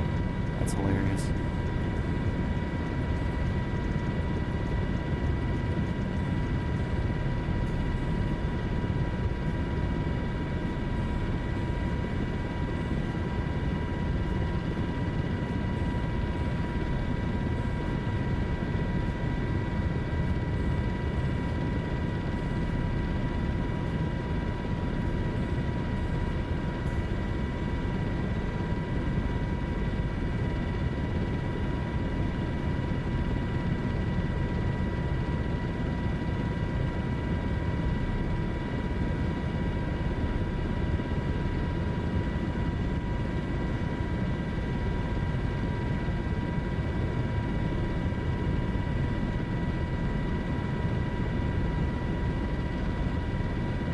Mountain biker.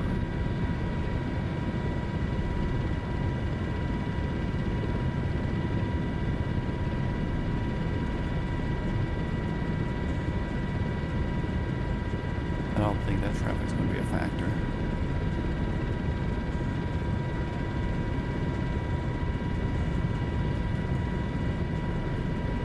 I don't want to climb so much. Goodness.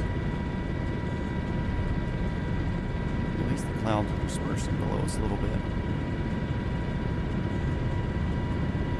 Doesn't mean anything now, but we could be like that getting into Greenland. That would be nice. Let's see.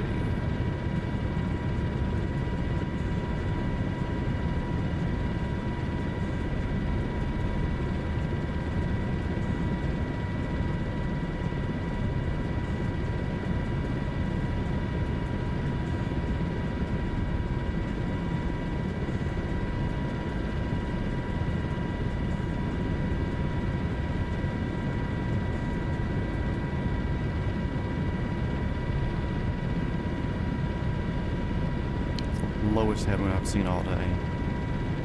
3 knots off the front right nose. Beautiful.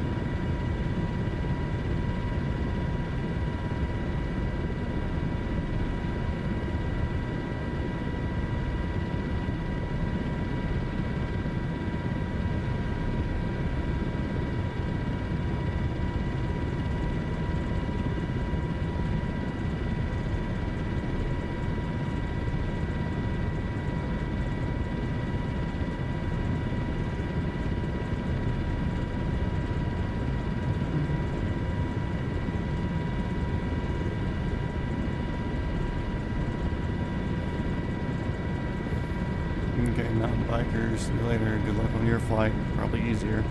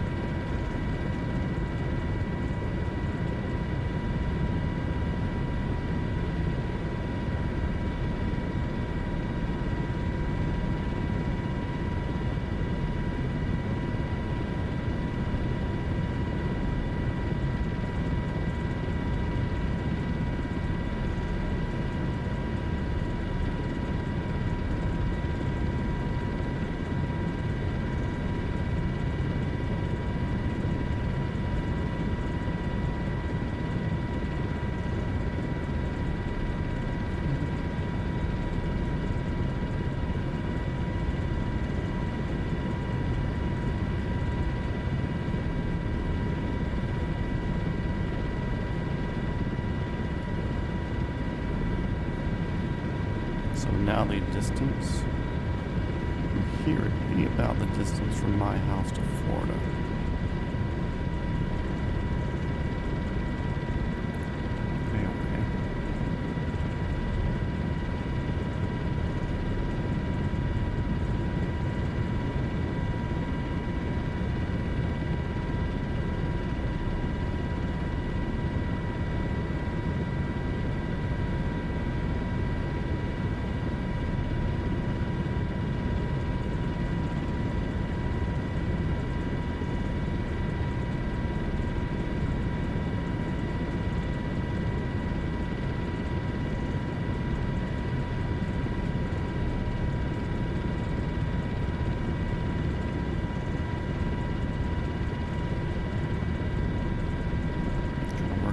Trim a little bit.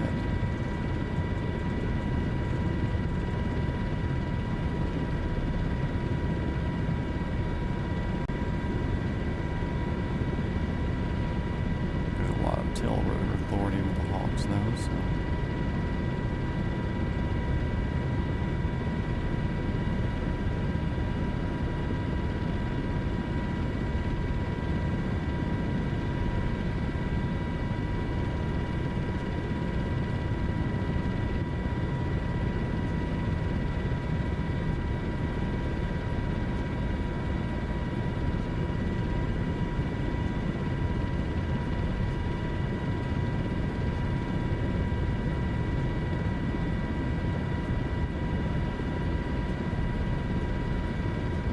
That much left down, I'm losing while I'm aiming at it.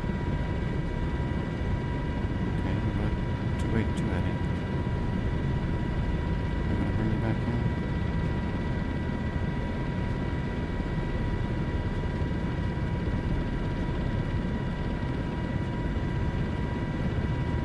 Nope. Okay, about a 280, 2879.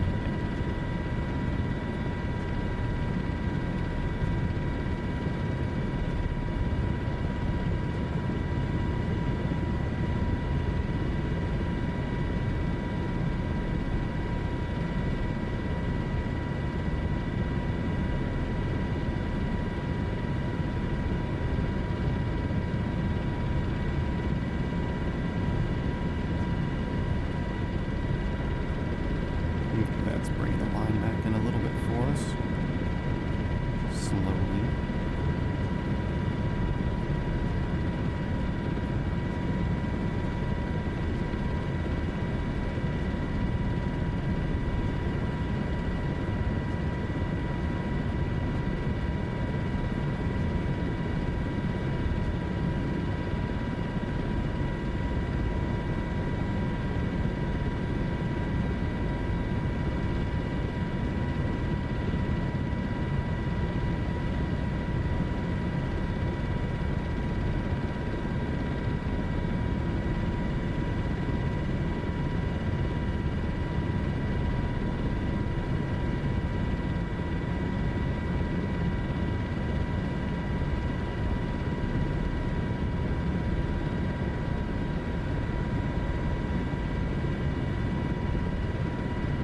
Looks like the clouds have stopped getting higher for now. That's good.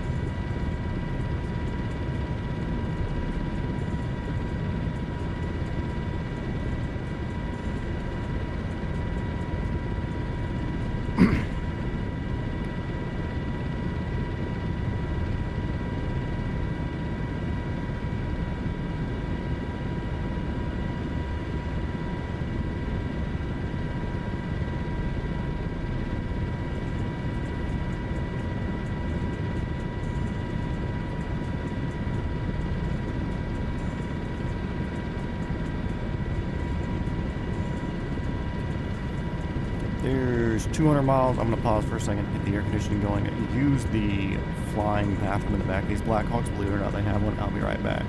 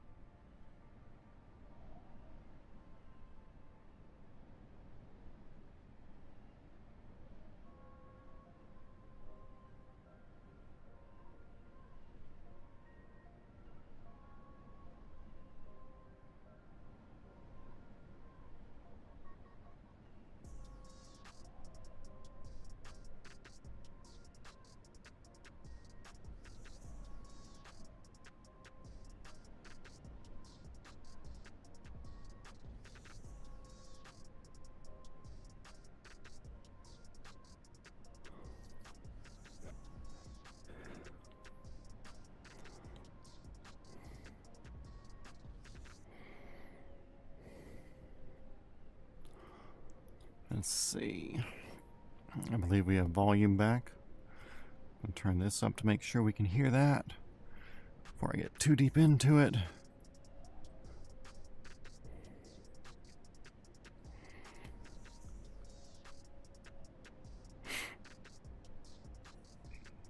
Yep, got volume. Okay, cool.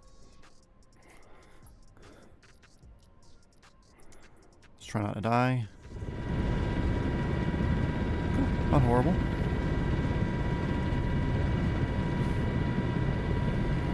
Definitely need to move forward some.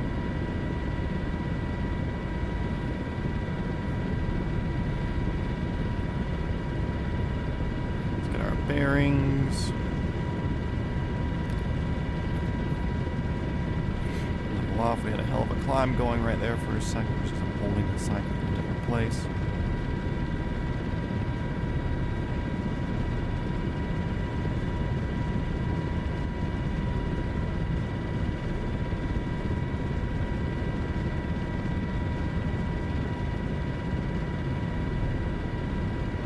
Welcome back. Did anybody else use the bathroom, or is everybody just watching on their phone?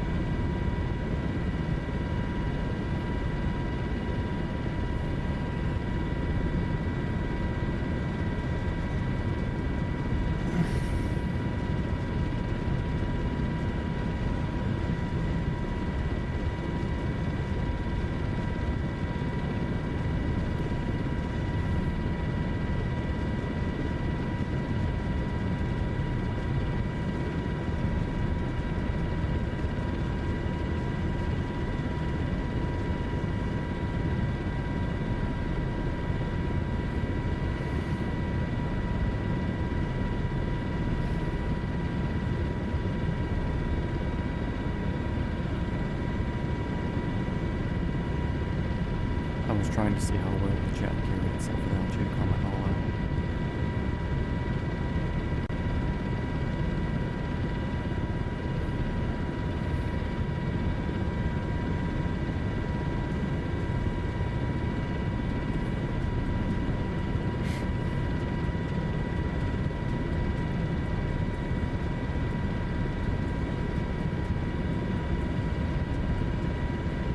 There seems trimmed up.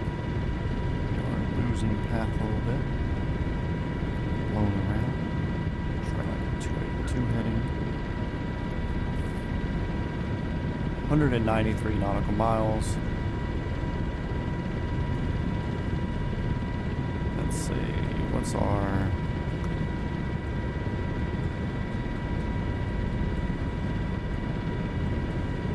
leg time?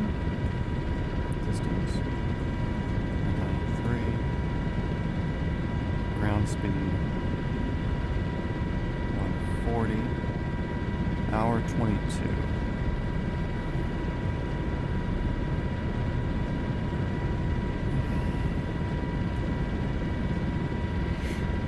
Yep, so about an hour 20 left. We'll see. We'll see, somewhere in there, hour and 20-ish. Hour and 20-esque.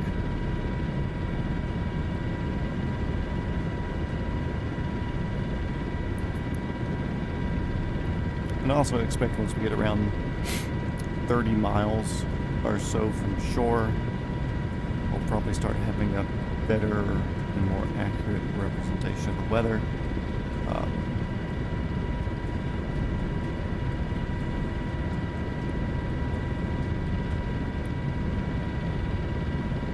Oh no, comma, hog it all you want to.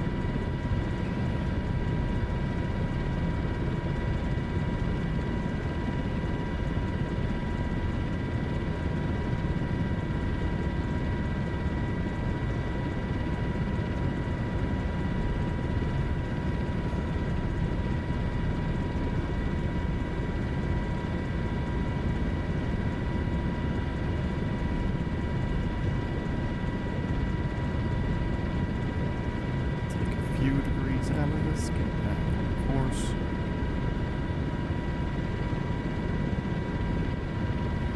I'm liking the speed. 150 across the ground, across the water speed.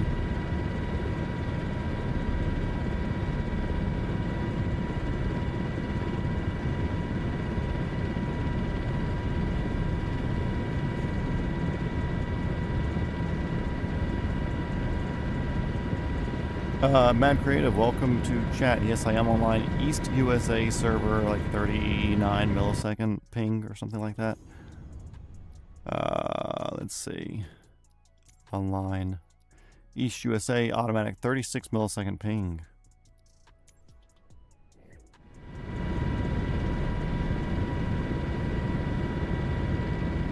But also keep in mind, at about 184 nautical miles off the coast of Greenland, to the east of Greenland. So unless you're an airplane, Philip, the flying's not exactly exciting today. Once we get down more back into North America, the flying will get more exciting as we'll be following roads and mountains and cities and towns and landmarks and stuff like that. Right now we're just doing the inevitable crossings that we were having to do anyways.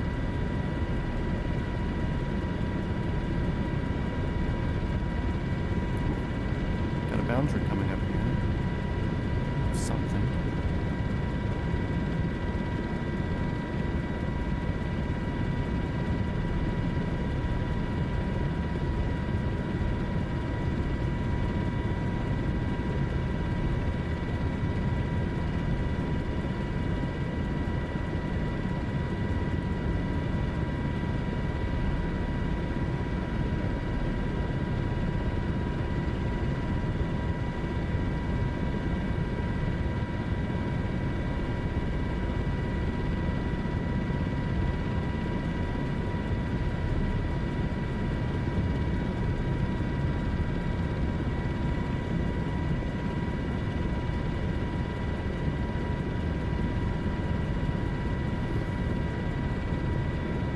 I mean, you can come in an escort if you want to, but also we're traveling 122 knots indicated airspeed.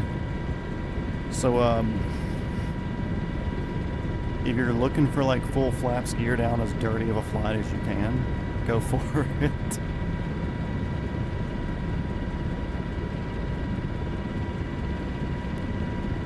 Plus, like, U.S. Coast Guard, who's gonna fuck with that?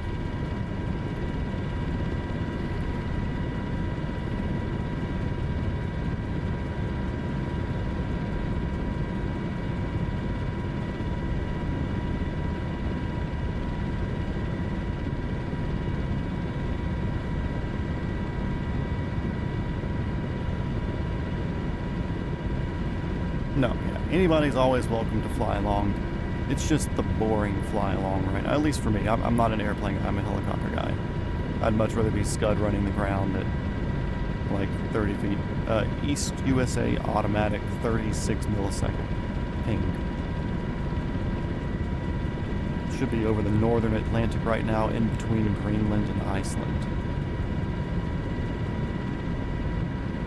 Paseo Rangers, the gamer tag on it. It looks like that. Paseo Ranger.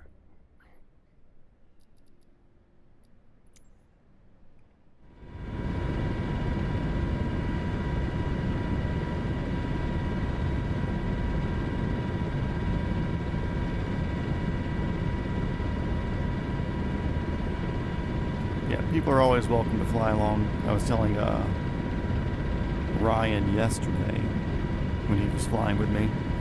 The only thing I ask is when we're coming into land there, I don't know if they fixed it with the sim update, but I think it was sim update 5, they really messed up with a lot of the aerodynamic stuff.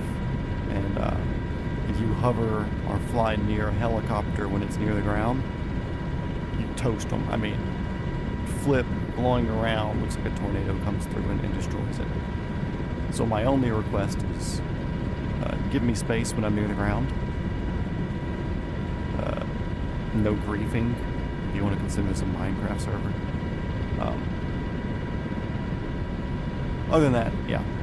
Because I like to leave all the aerodynamic things on. I don't like turning shit off. No assist, no none of that.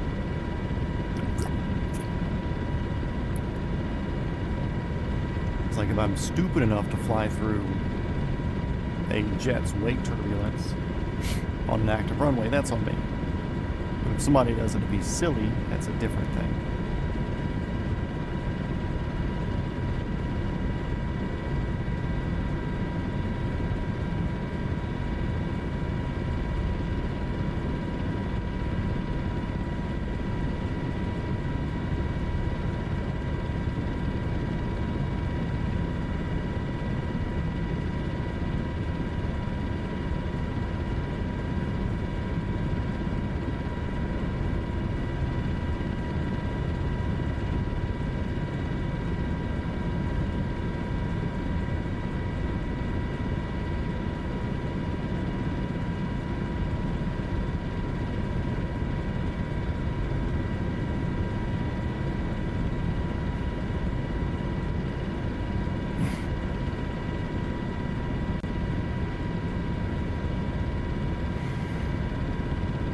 25 knot benefit right now from airspeed to ground speed. That's good. Even though we have a headwind, very low headwind. It's just the altitude gives us that benefit of an inaccurate indicated airspeed.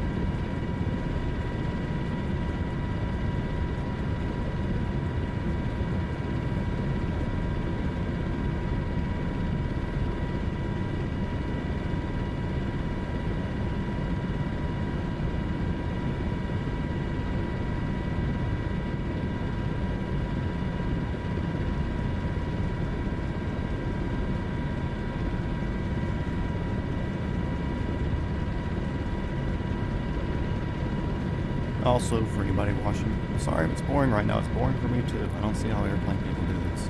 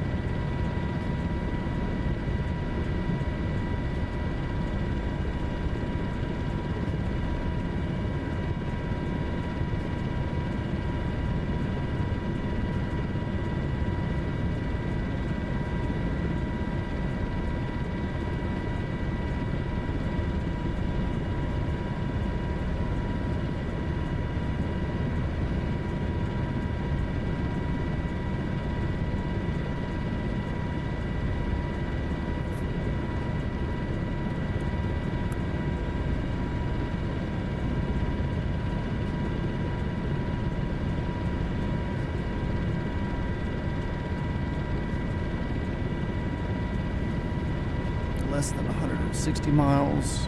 We're doing 160 knots, about an hour or so to go.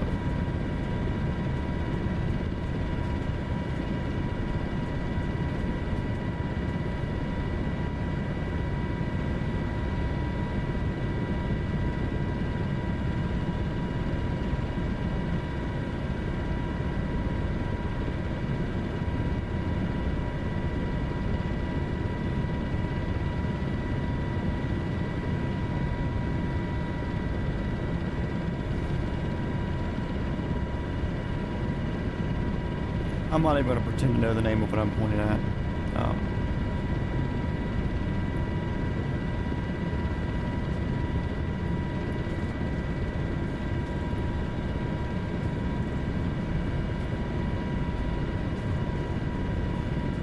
Bravo Golf Kilo Kilo.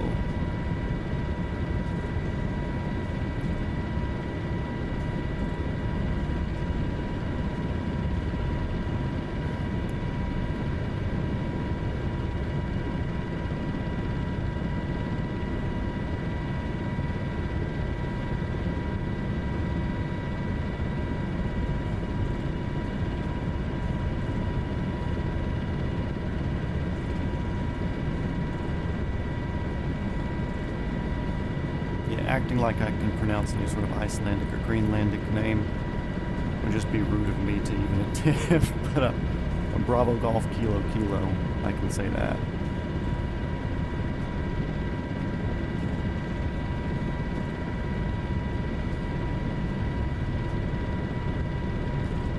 Winds are changing a little bit, that's good to see.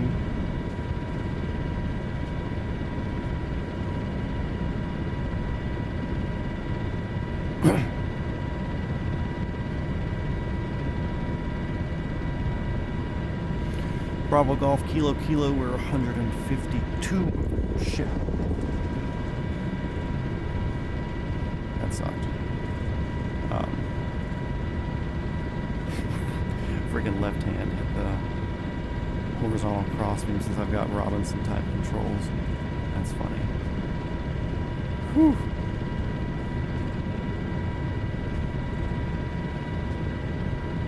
Yeah, 150 so nautical miles from that, between there and Iceland.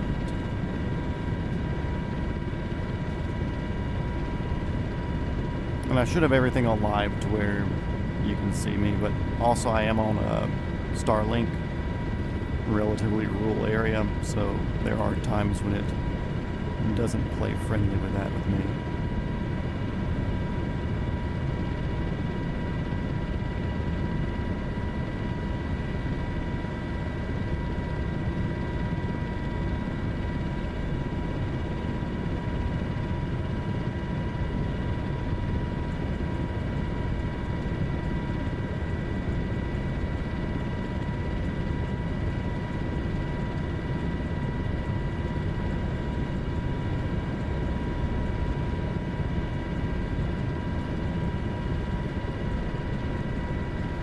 Also, I'm feeling kind of good today. We may do a second full tank of fuel or something to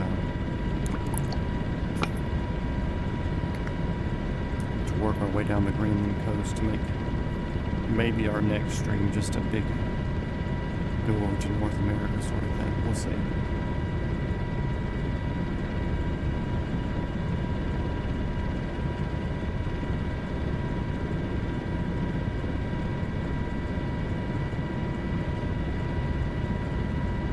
Heading about 270.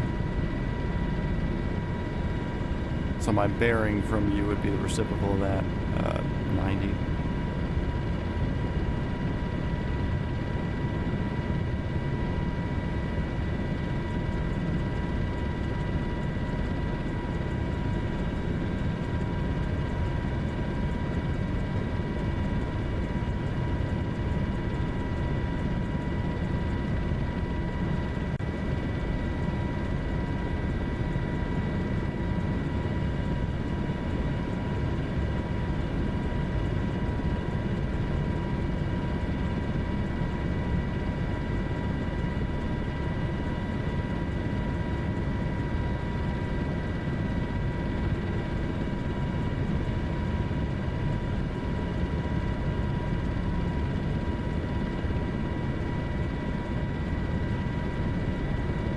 really gets to be 280. I'm headed into the wind or whatever, but I'm traveling at 280, so a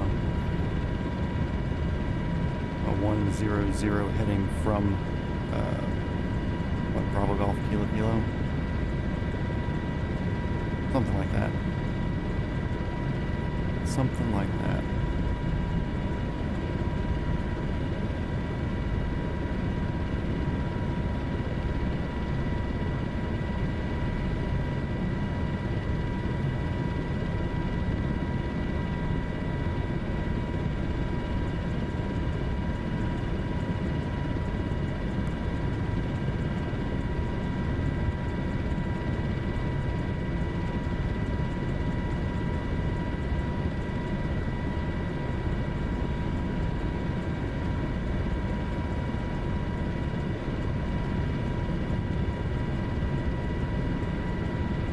Sean, about time you got in here. Goodness gracious.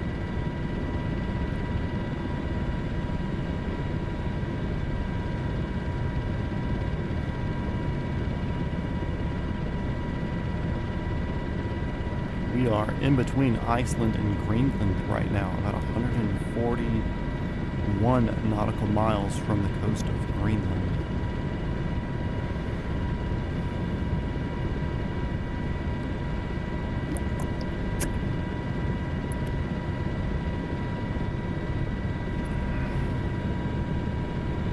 Also, I saw your message earlier. I read it, but I didn't want to reply because texting and flying is already dangerous. And getting games, it better be Flight Simulator getting downloaded. Were you able to kick her off the computer long enough to get some stuff done?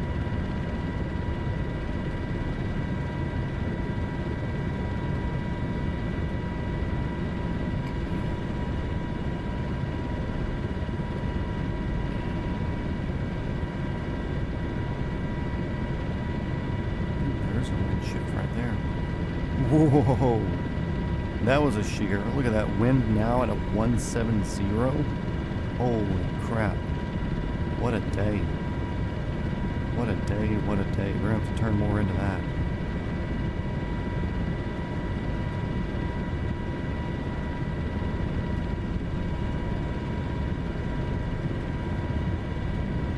Direct crosswind.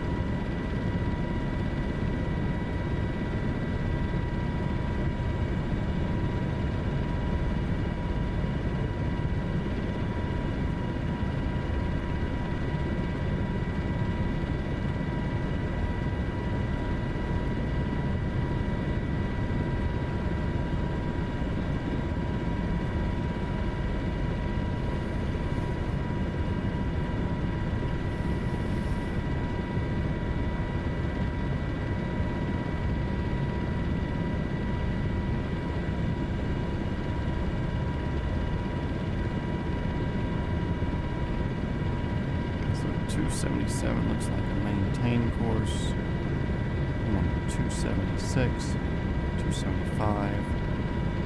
Bring us back onto it, then we'll turn back over to 277. Know why it's so expensive?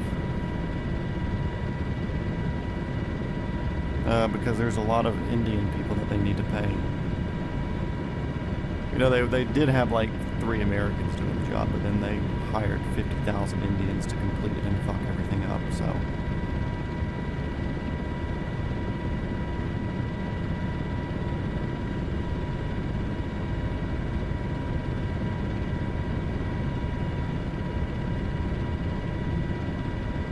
For the first time today, we have a slight tailwind. Hooray! Let's go.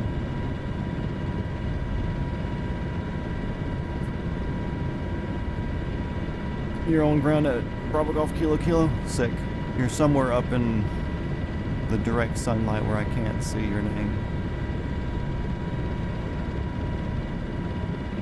The different pack levels came with different aircraft. I don't remember which one's which.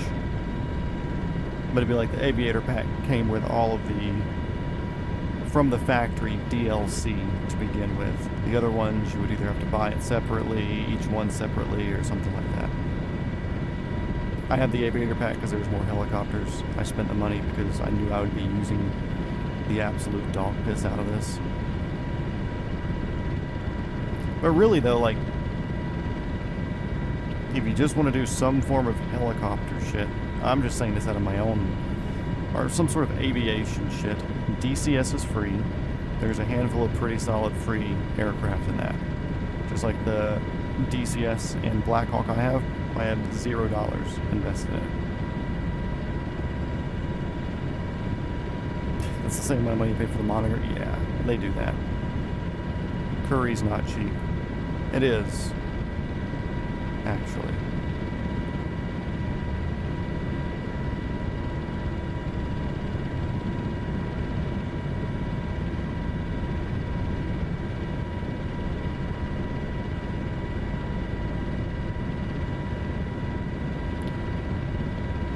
Got the cannoli as a tag. I'll get in here with the dolphin. Nice. I'll be using the dolphin on the Greenland to a North America hop. Just because I like it.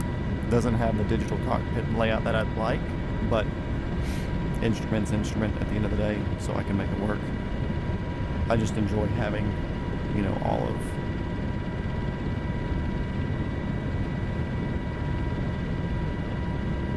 controllers are being stupid. I enjoy having all my information right here. It makes it convenient. Would Dino hear something?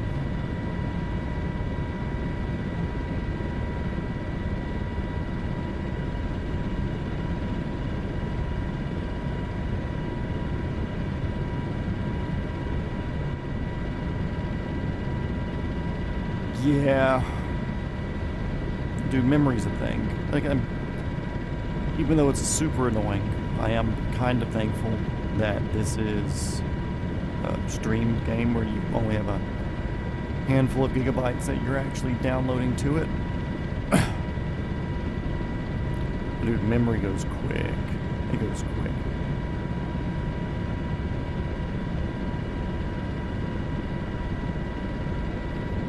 It's one of the things where I'm probably going to look at finding a way to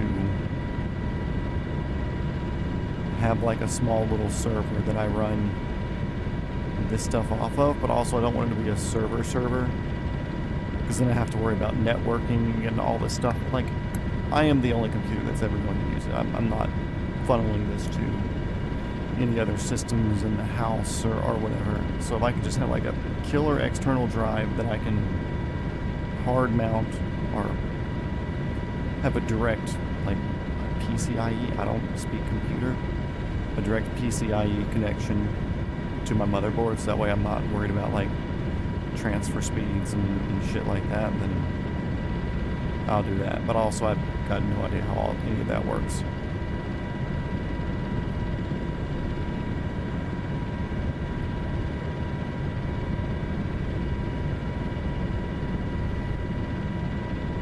...121 nautical miles. We're doing 167 knots, about 40 minutes or so from destination. Still good on fuel. I still think we're pulling from the auxiliary tanks. At least I hope so, or else the fuel bug here is broken and we're going to be losing fuel eventually, which would be ridiculous.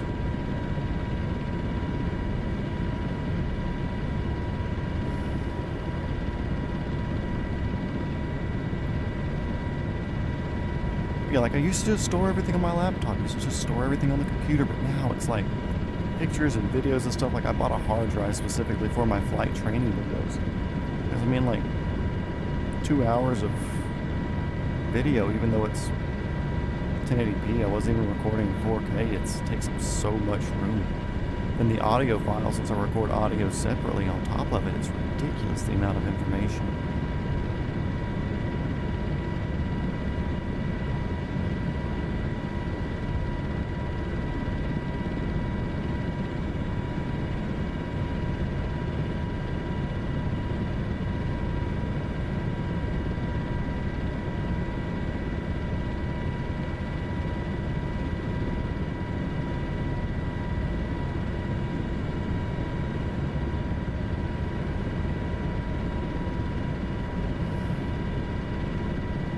we had synthetic vision, we'd probably start seeing Greenland up ahead of us.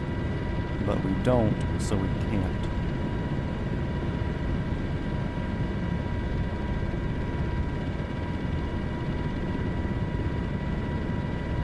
Mad Creative, if you're still in here, what's the weather look like over there? We VFR, or connection's unstable. Connection restored.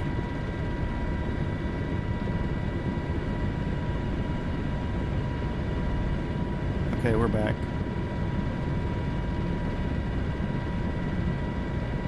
Starlink, like I said. Did it... What's the weather look like around me? Yep, storm's coming in. So we're going to lean into a little bit more. Yep, so if y'all lose me, I will be back. I'm not going to reset myself if something happens. We're 110 nautical miles away currently. We're just looking around Bravo Golf Kilo Kilo. Cool, gotcha. Yeah, I've got some convective activity near me. Which I think I may see a gamer tag out there. I can't read it though. VR doesn't give me that sort of resolution. Could be you.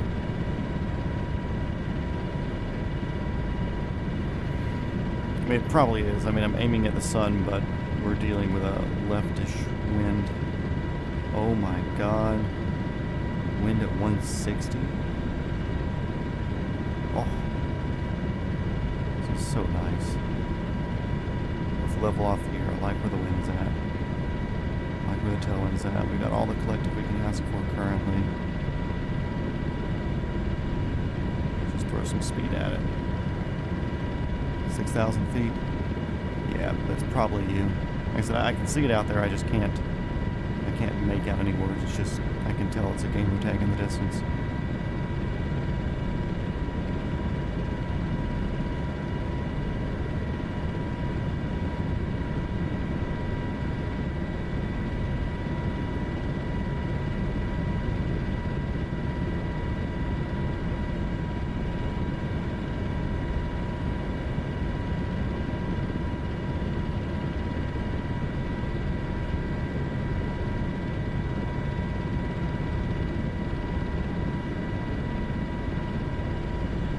Ground speed 170 knots. I love that.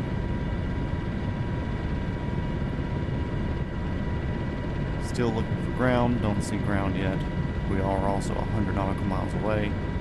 But at this sort of speed, that's a little bit over 30 minutes. So, as we are doing 170 knots over the ground, thanks to our wind now coming at 160.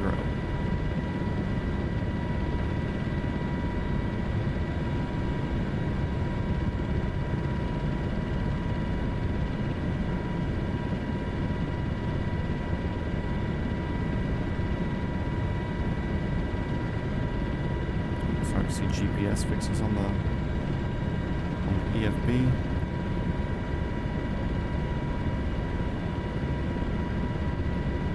You had muted on accident. Let's see. Close this real quick. I want to make sure everything's good because we did lose internet there for a second.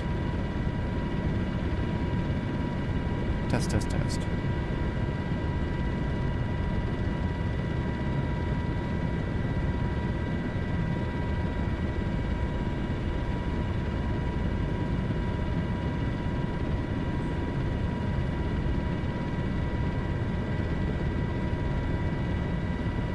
We're good.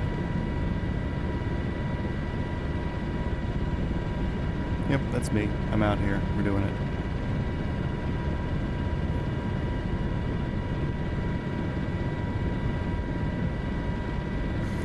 I've got favorable wind right now. Throwing 170 knots at it, 100 miles left. I don't want to do the math, but somewhere around 35 minutes. Plus descent and everything, so 40 minutes.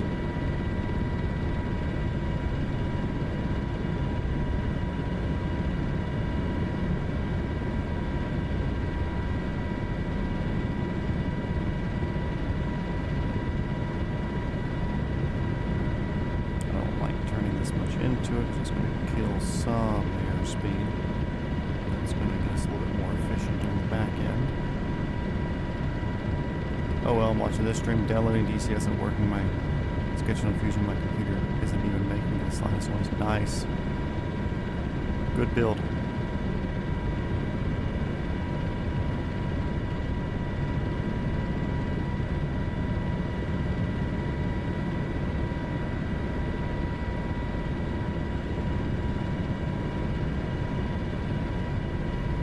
Also, don't get me wrong, I'm thankful for the rain, but I'm so tired of all this convective activity.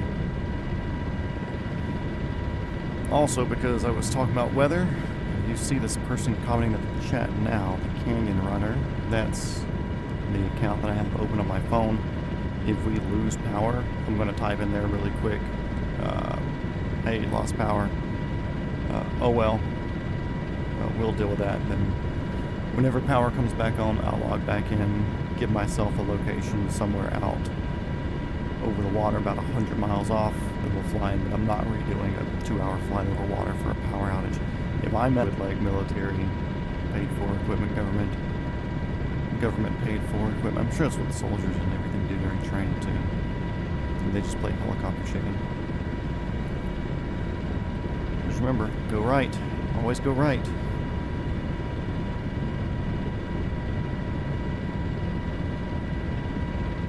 If I go right and you go right, both people miss each other.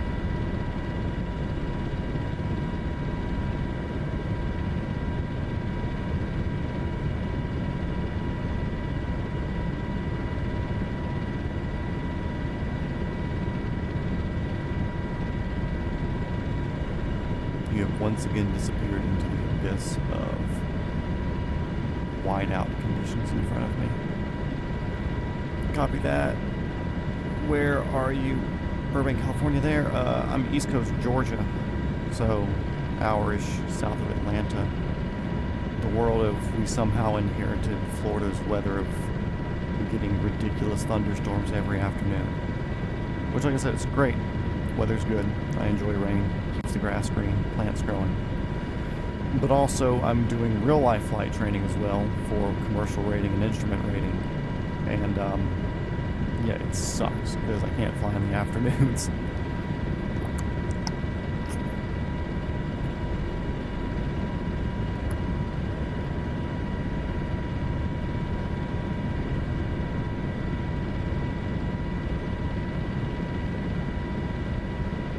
But I do think I'll be able to get like 10 to 12 hours in this week.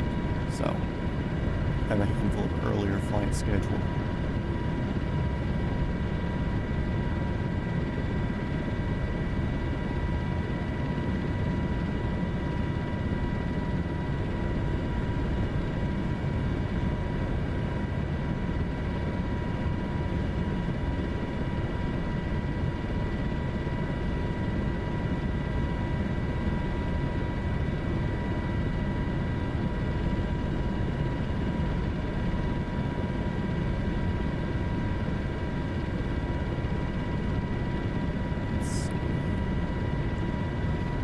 What else do I need to do before landing? Configuration, tailwheel lock, unlocked obviously, parking brakes off. Still good on fuel, got plenty of weight, not going to come in hot because we are still heavy because we have all the extra fuel. We're not just raw dogging it. Ooh, lack of clouds is nice. I like that. That is a benefit of getting closer to land where there's accurate weather reporting.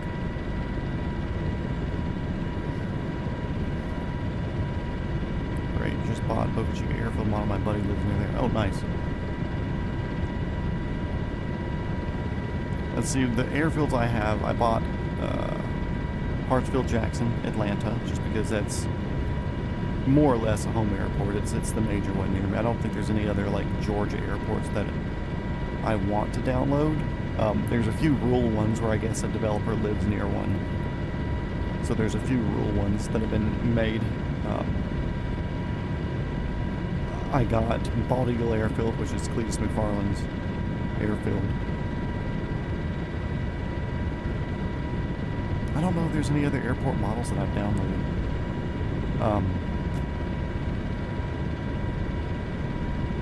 I do need to look, because there are some other Atlanta airports, like PDK. If there's a better model of PDK, I would buy it. Obviously, there's a better model of my home airport, KHMP Speedway, Henry County Speedway Airport. I wouldn't do that one just because that's the one I fly out of all the time anyways. And really any of the ones that I fly to, doing the training, Thomaston, Milledgeville, Noonan, Griffin, Covington. Just because it'd be neat to see like better representations of the places that I'm usually flying anyways, you know. Wind at 144.8, that's so nice.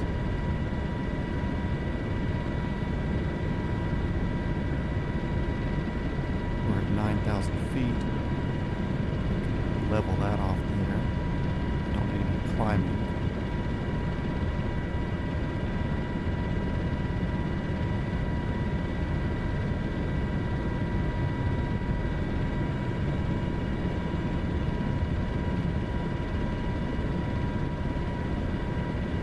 Also, you may still be able to see me, but I may have lost you just because my connection hiccuped. But if you see me, just feel free to fly. I just might not be able to see your model. Which sucks, but you know, that's me dealing with weather.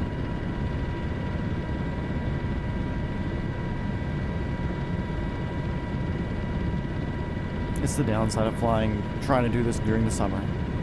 Flying this time of the afternoon, while it's a very convective season. You're building LA area up, but it's this little Xbox has struggles. Fly out of KBR all the time, and that one looks great. Yeah, not gonna see you till you're close.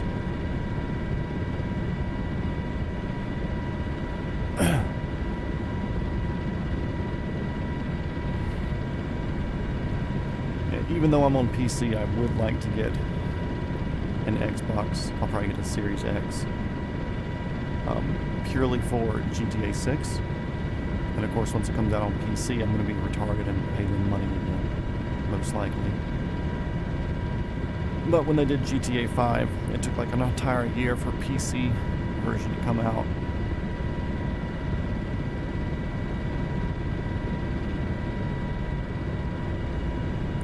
So I'm not expecting any different. Although it would be sick if they say, yeah, cool, PC's just going to be like a month behind. Then I wouldn't go through and spend the extra money, but...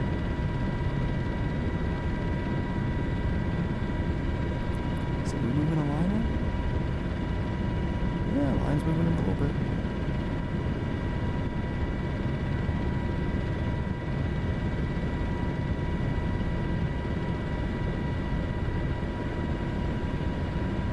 I don't hear target lock yet? No. I took those little earplugs out. I got annoying when we were over the Middle East.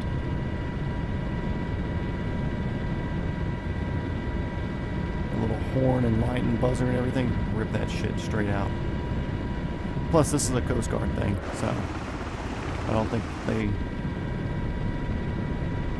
they get the luxury of hearing any sort of target lock in their birds.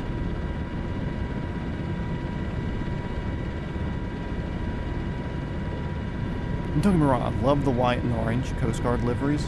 Super cool. Love them. But I think the yellow with the black nose also looks pretty damn good.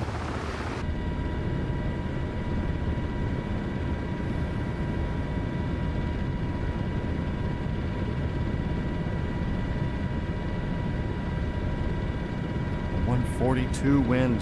Nice. Love that.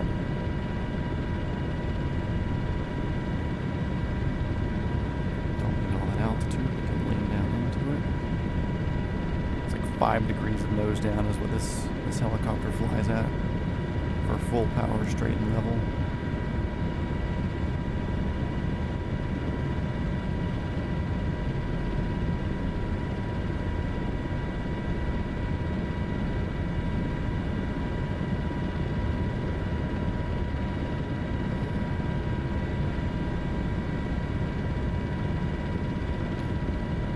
.72 nautical miles, 170 knots, a little bit over 30 minutes.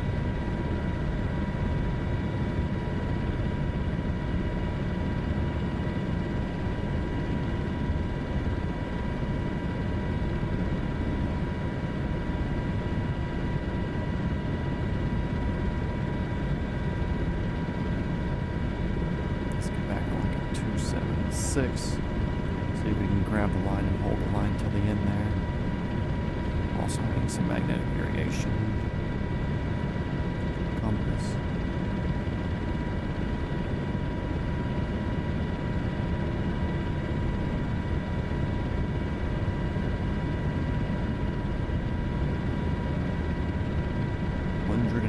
Knots, but that's also in a descent. Boy, if I could keep that, that'd be nice, but whatever.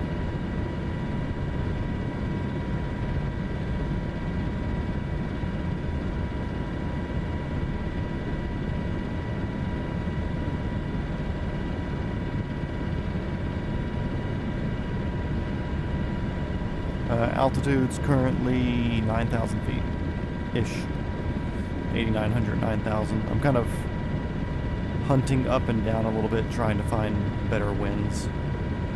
But I seem to have a 144 wind right now, so I'm actually tailwinding, which is fantastic, as this entire flight's been a headwind.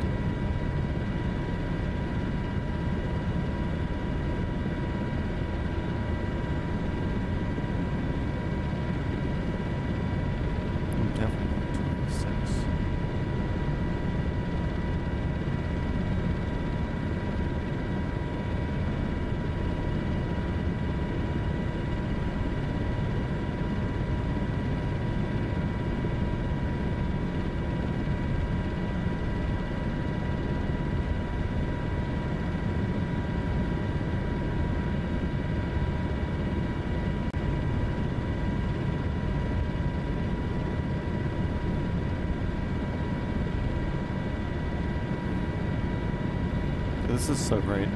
I need sunglasses for this shit. Just flying directly into the sun.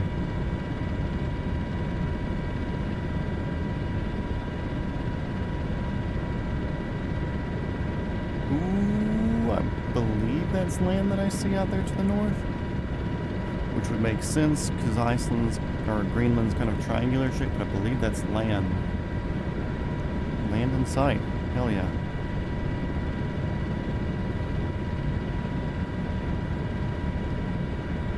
Yep, it's definitely land in sight.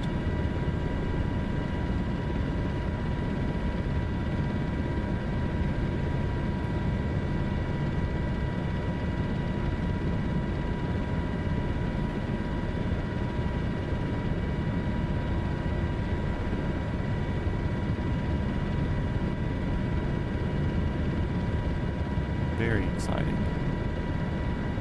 Glide distance? No. In sight? Yes.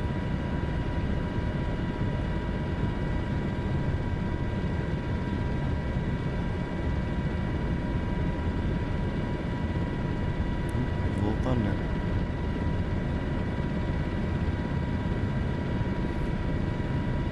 "60 nautical miles, 165 knot ground speed, less than 30 minutes. Probably 30 minutes on the ground, realistically.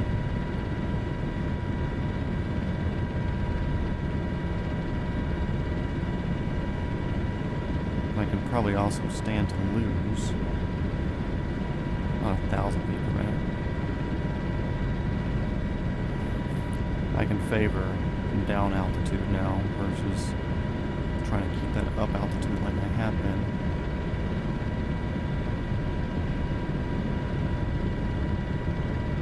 Speed is friend, not food.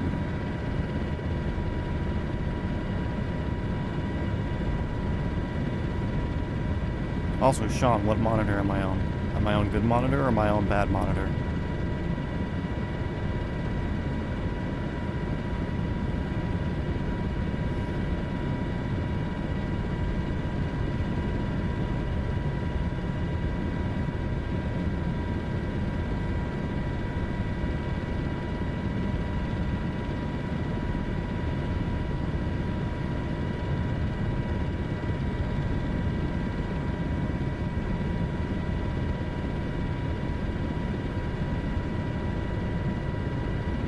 Are you a single monitor guy, or am I on two monitors? Because usually, like, if somebody's like, "Oh, second monitor is just background shit," I want to be on your main monitor. Your important work should be on your second monitor. I am the most important thing, obviously. That's so cool that we can see ground. Love that. Love that for me. So good.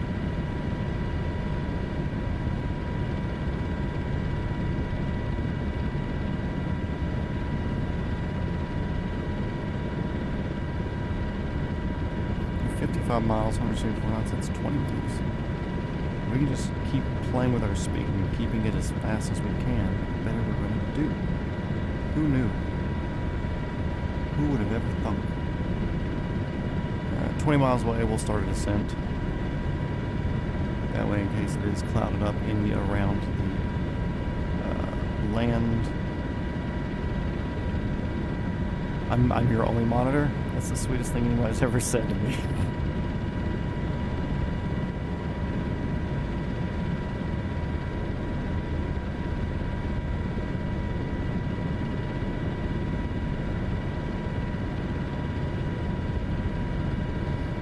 Also crazy that I'm being watched on a desktop. Most people just cast me to a TV or do it on the phone, you know. On my left. Sadly, I don't think I can see you because when I lost internet. Yep, I can't see you. Sadly, when I lost internet for a second, I think it bumped me off the being able to interact with live. If you can see me though, that's great. Fly along. We're at a speed that you'll appreciate in the Dolphin.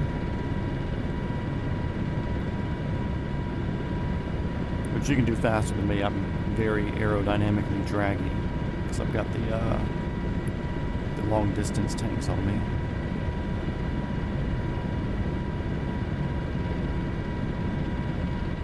Hey, we're finally into the main tanks. That's nice. Glad to know we weren't bullshitting the fuel.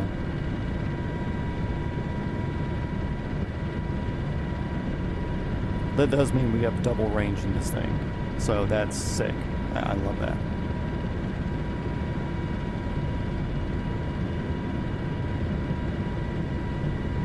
Okay, I want to keep around 9,000. We have good wind. Don't want to mess up a good tailwind. Ranger? Yep, that's me.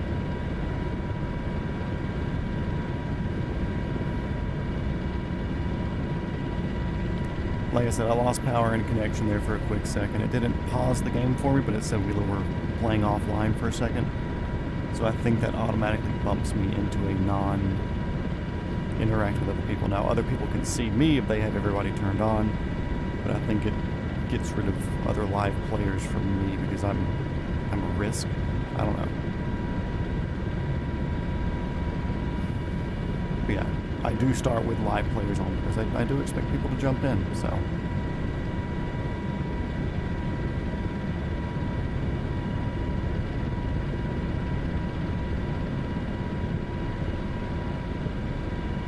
Yeah, make sure, it might be easier for you since you can see me.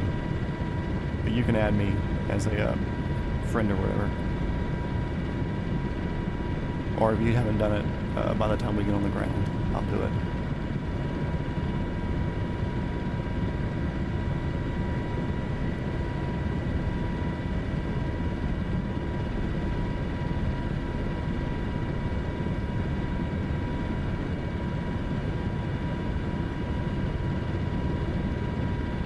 Wind 135 at 8. Hot damn. Love that for me.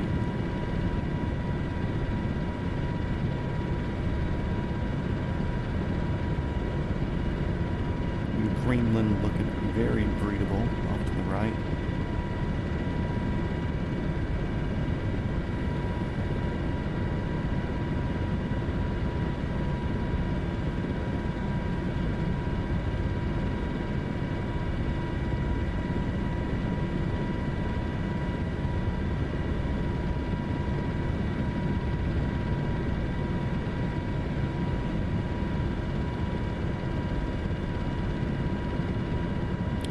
Nautical miles. Hot damn. Dude, distances move when you're doing 170 knots ground speed.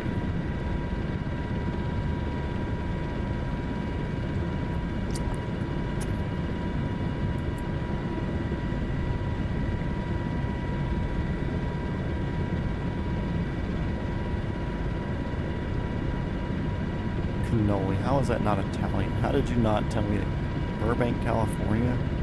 How are you not in, like, Pasta, Italy?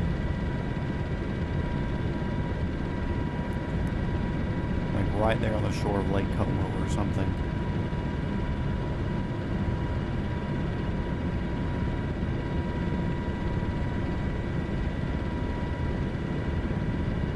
Definitely a whole bunch of, like, outposts for the land over there.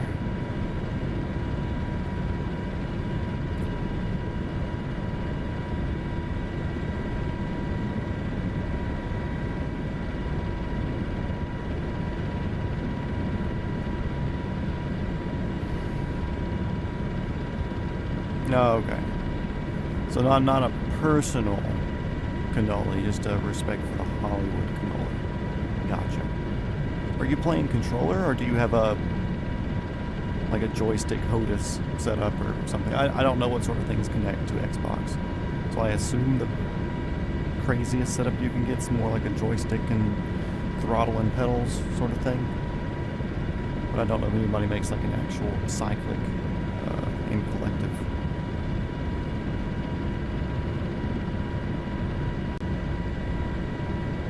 Also, I kind of want to try to play on controller once just to see what that's like. Leave the gut and take the cannoli. Controller.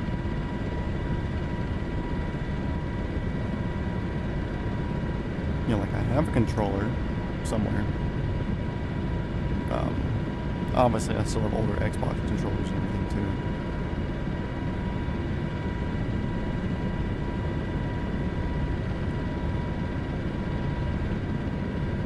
But I know for me, it's like cool. I can like easily manipulate collective, and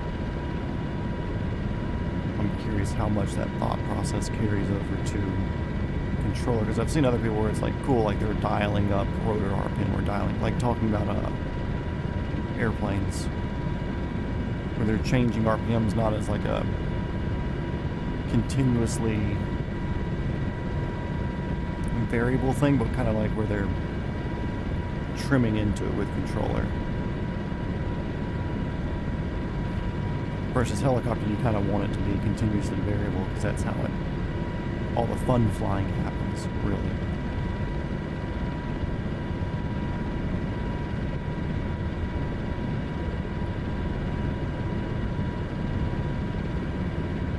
Also, believe it or not, I've only seen Godfather once.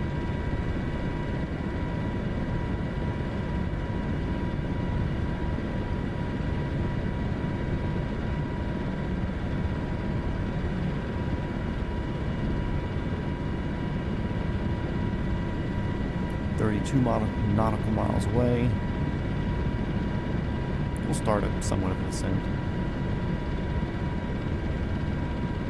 500 feet per minute sort of thing. Nothing crazy.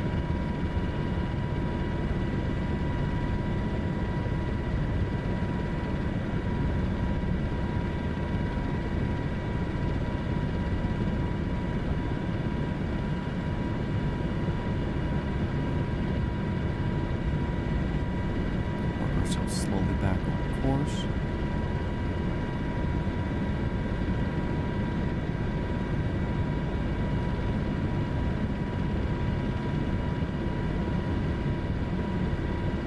Still can't see the ground ahead of me, but that's just reflective sun. We are definitely seeing the vast, vapid void of Greenland. That is for sure. Winds 1, 3, 5, and 8. Even more beautiful. Let's try to level out to like 7,500-ish.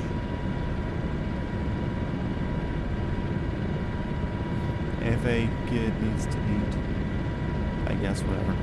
Okay, I'll be landing shortly. Go have fun.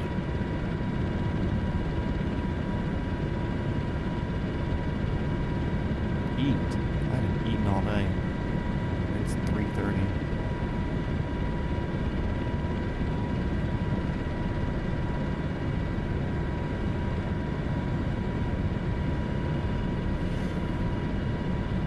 Yeah, exactly.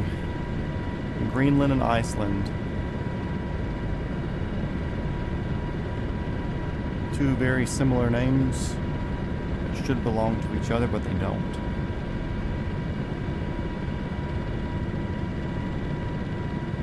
Yeah, Iceland is very, very high on my travel to list.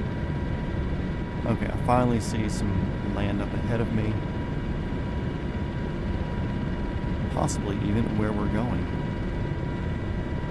25 nautical miles.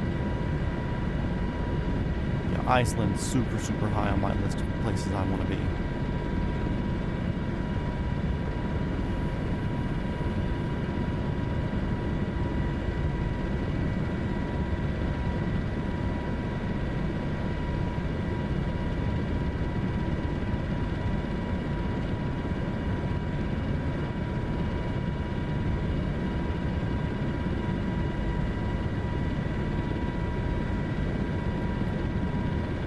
Flying trim is such a bummer.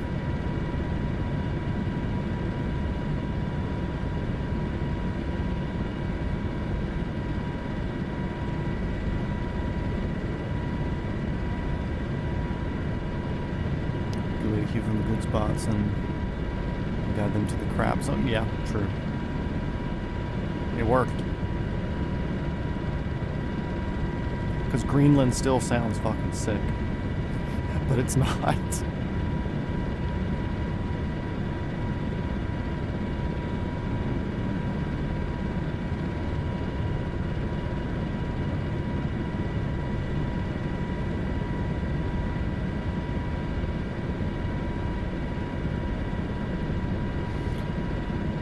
Yep. It would be a hard time for me to pick a honeymoon spot. Because like, I want to do Japan. I want to do like an automotive adventure through Japan. I would love to do a racing adventure through Europe and the UK, see the Isle of Man, travel to France and see the 24 Hours of Le Mans, go down to Italy, see the Italian car things. I want to do Iceland and just explore and be in the coolest nature area of that.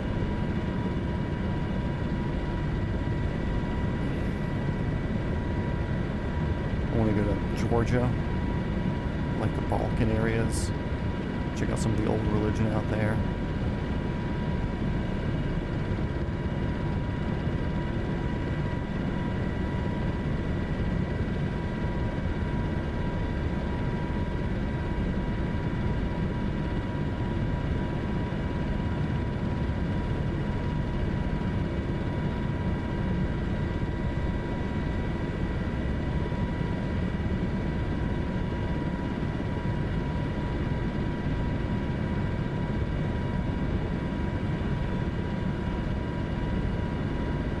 Starting to come up with some things here.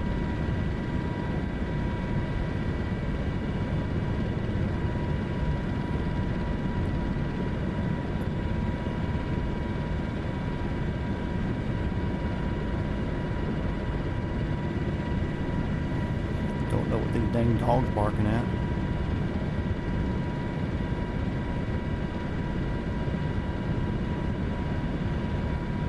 Or just different approaches or something.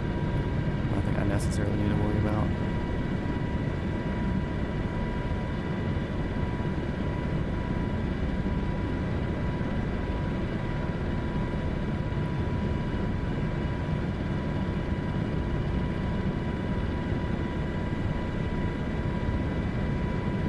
Hey, they're puppies.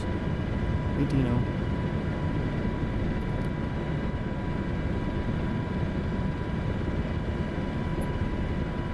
Hey Dino, I see you, bud. You're good. Don't smash me into the ground yet. It'd be a very bad time. I'd have to beat you.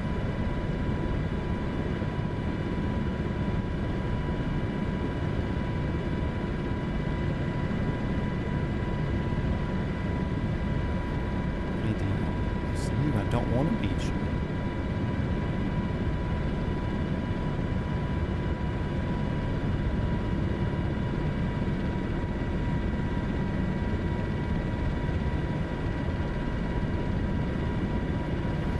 More or less. is entering VFR mode now.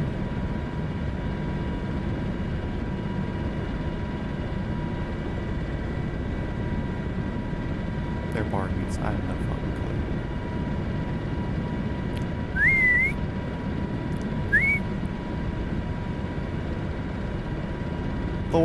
Thor, stay here, don't start that shit.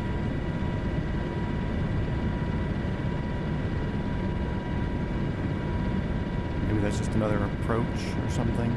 I don't know.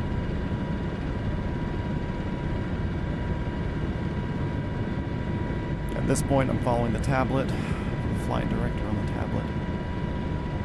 Dang, Ryan's up here, look at that. Yep, cool, so Ryan's popped up on my screen now. Weird that I lost Cannoli.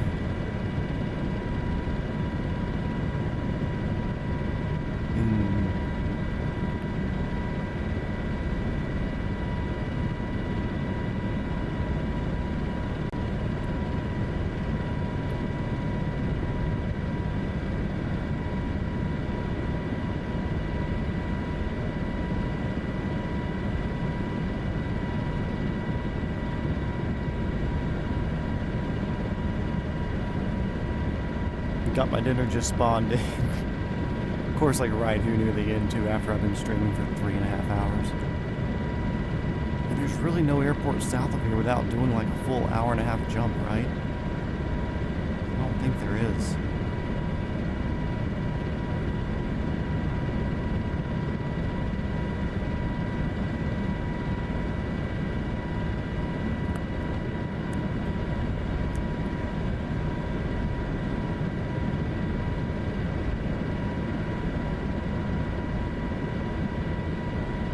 I don't know, I was kind of thinking to maybe follow the coast of Greenland down so I'm not flying over center Greenland, but if it all looks like this would be cool. It would just be like no landing points or anything, but it'd be cool. I don't know, we'll see. I'll have to look into it a little bit more. Okay, tail wheel, let's unlock that. Parking brake off. We're basically configured. There's not a lot of pre-landing stuff to do. Engine's good, power's good, fuel's good. 1,800 pounds each tank. We burned through all of the excess fuel, so we're on main fuel now. Got Ryan over off to the right.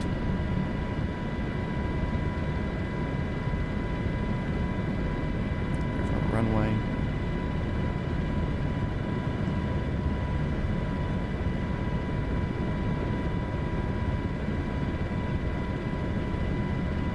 Wind 239. Kind of a headwind right now, no big deal. Headwind's what we want.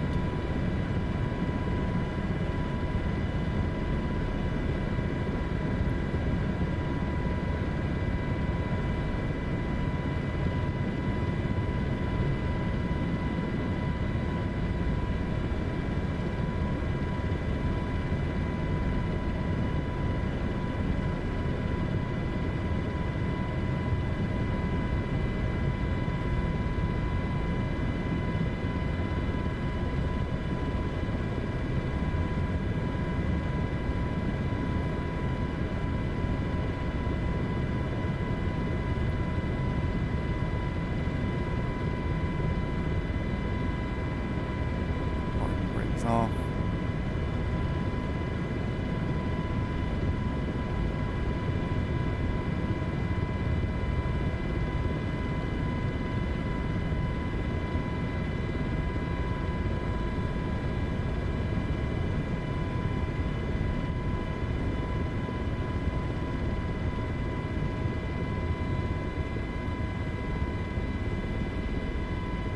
With the all white ground like that, there's very, very little concept of how fast you are going.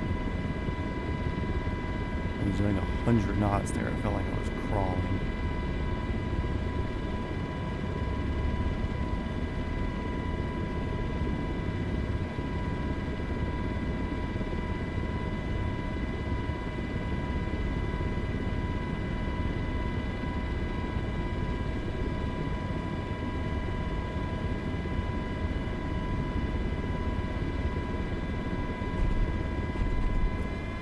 There we go. On the ground safely in Greenland.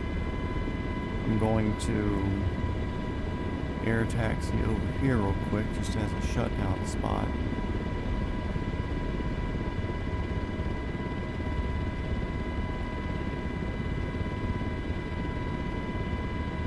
I like this little pad over here. Oh, there's a guy waving me.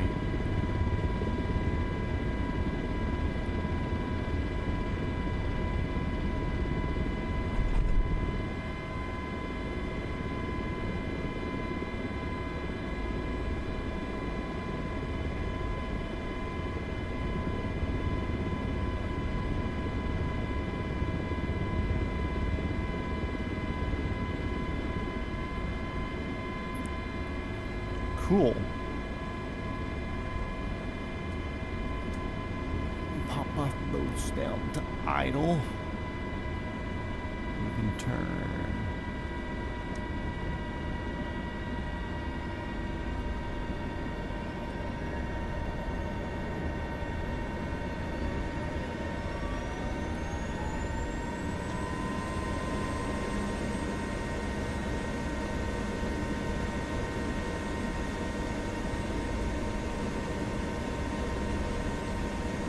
Marshals? No idea.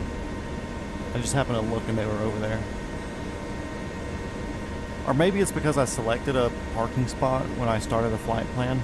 I don't know. Couldn't tell you. Let's see. Go back on here. Cool.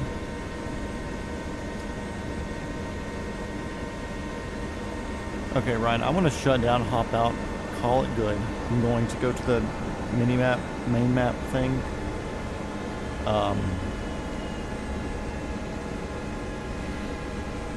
That you get on like the free from roam, whatever, on the menus. And just look at what distances look like. I don't have anything else going on today. We still have a bit of light left. I don't mind flying at night. But also I've already been in stream for 3.5 hours, and I did 30 minutes of flying or so before that, so it's one of those weird things like I don't mind being on, but also I don't want to be on more than I need to.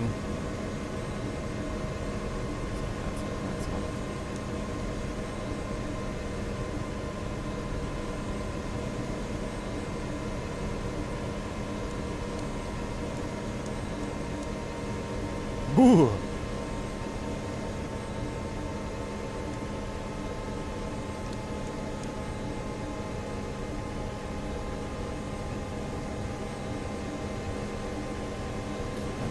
That's up, that's good there. Leave the wing.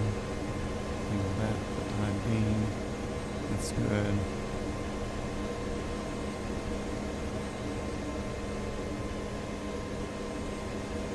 No, I want you to stay. Also, why is my controller just not working?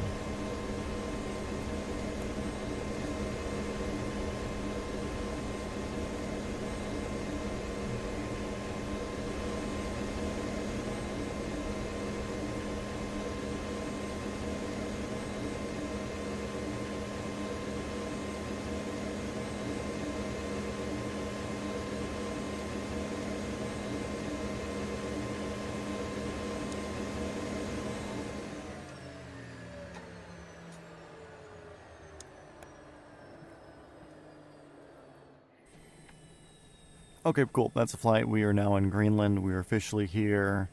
We are landing this Marshall. You look Greenlandish. You should be wearing a sock cap and a jacket or something. Yeah, so I'm gonna hop to the main menu stuff and see if it's worth me taking a break for an hour or so, rest my eyes. And yeah, but welcome to Greenland, everybody. If you're hopping off now, thanks for watching. Let's see, let's get back to here. In-flight, locked in Greenland.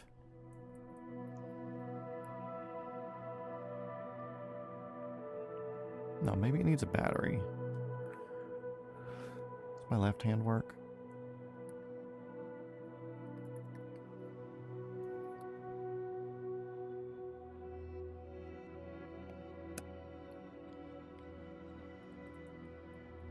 Weird.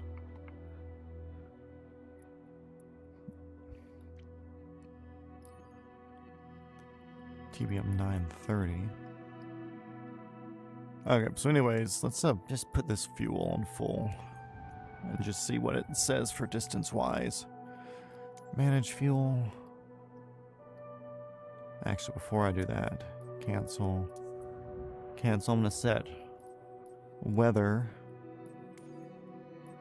to custom clear so I can actually see. Easier to see all this stuff now. Ooh, yeah. Hawaii hurricane. I forgot about that. Configure. Fuel and payload.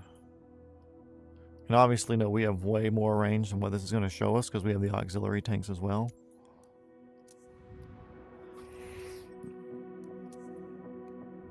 Starting up here at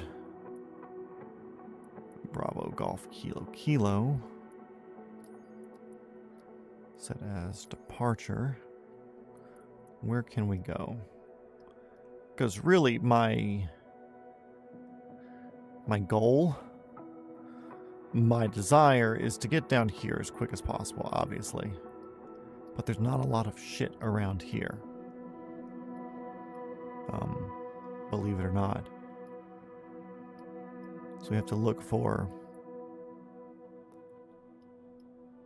these little bitty dot airports and pre-plan our jumps. So look at that. Wish they'd pop up.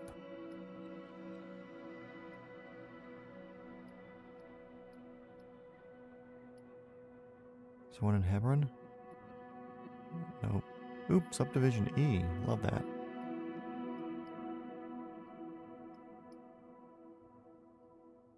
And also, it's like there are airports at some of these places that just are not in the sim. Which is weird, but I mean, that's part of it. So let's just see from here. Set as departure. That puts us down here. Close enough to this. To where we could make that jump. That's ferry tank, no big deal.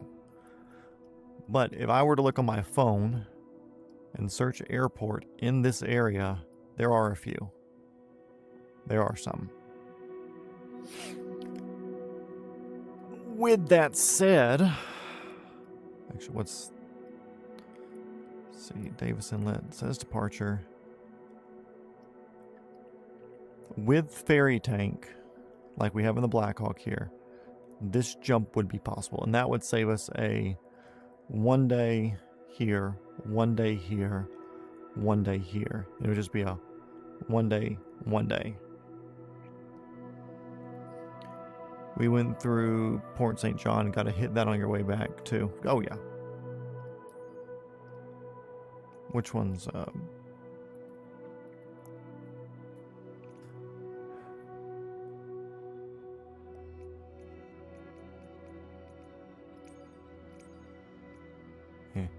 I know it's up here somewhere. No. Delete. Also, I don't want to fly the Blackhawk again so quick.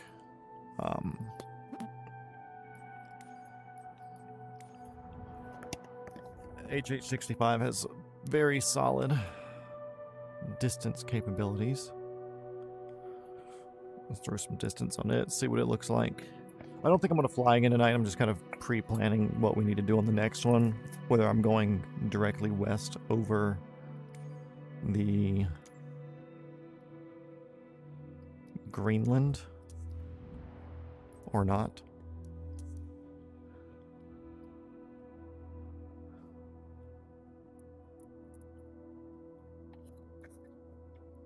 So this looks like shortest here. Helipad there. Yeah, sure, whatever. I can have fuel shipped in.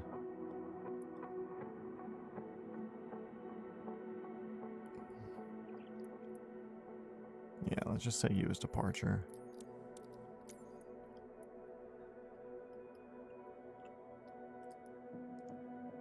And I've always said that when it comes to this jump here, we will be faking a ferry tank if we have to. Obviously, the...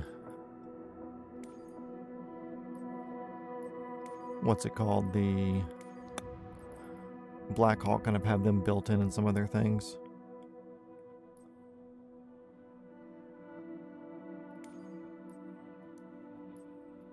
And some of these are different on the 65s.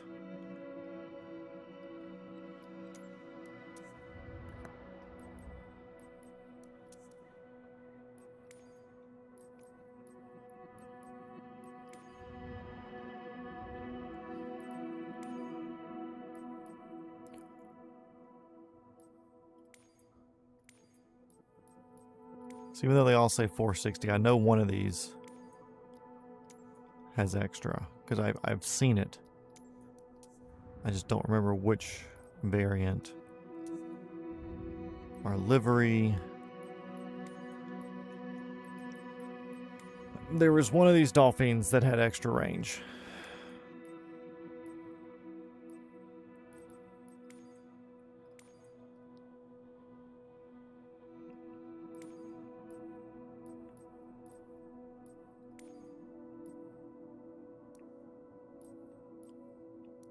I don't know. DCS download, nice. Maybe it was you. Maybe it was a search and rescue non-65.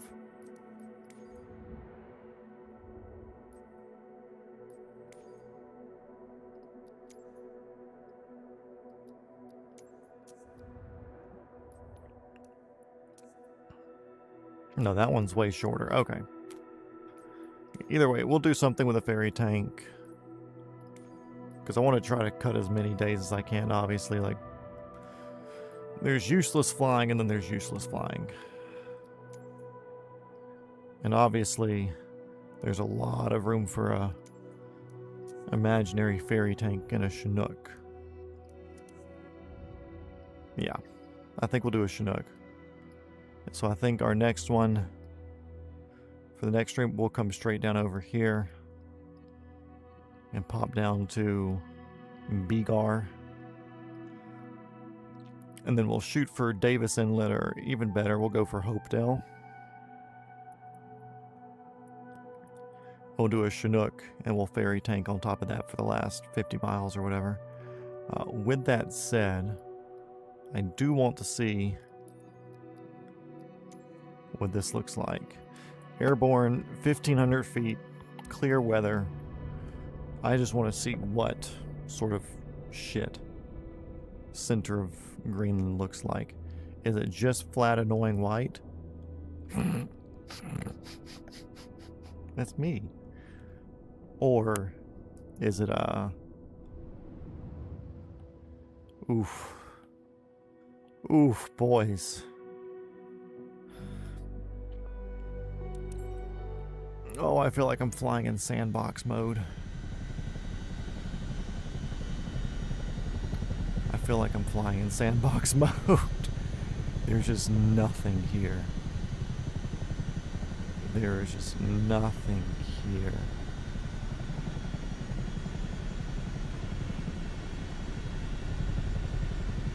Don't get me wrong, we can throw some cruise speed at this. That's not the thing.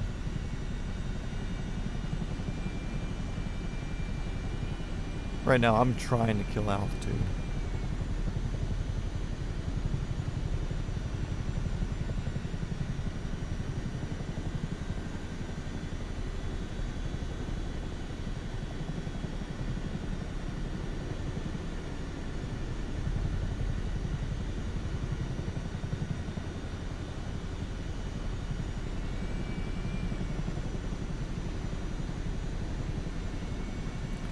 Do we do this for 2 hours, guys? Or do we follow the coast and have something to look at, but do that for 3.5 hours on the next stream? And I don't feel like this is much different than what we just did flying over the ocean. But it's one of those, like... Yeah, Greenland is a map glitch, that's for sure. But yeah, this is... Also, let me see what live weather is. What's live weather look like on a day like today?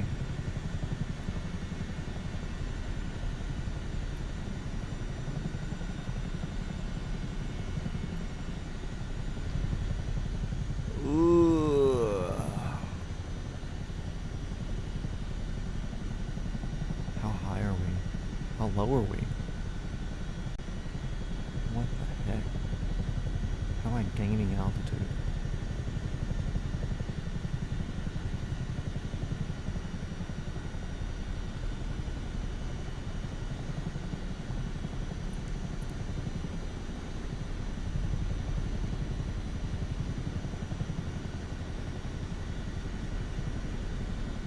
I'm trying to go down. I'm trying to find the ground.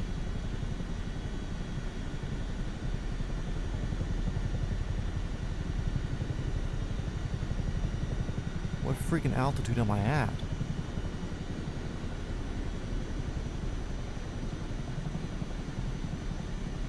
There's the ground. Holy crap.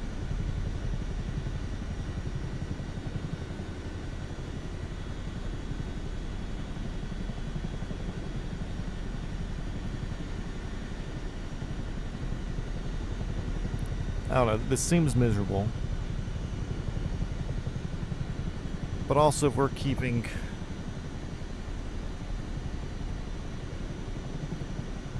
What is my altimeter doing? I'm not going down that fast.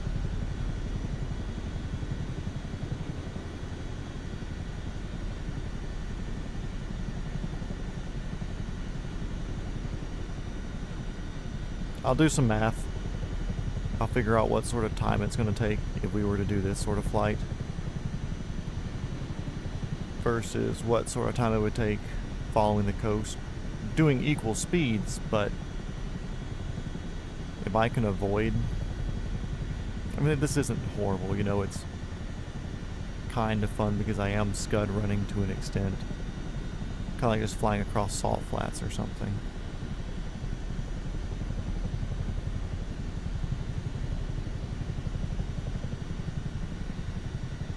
But also, like, this kind of blows, you know?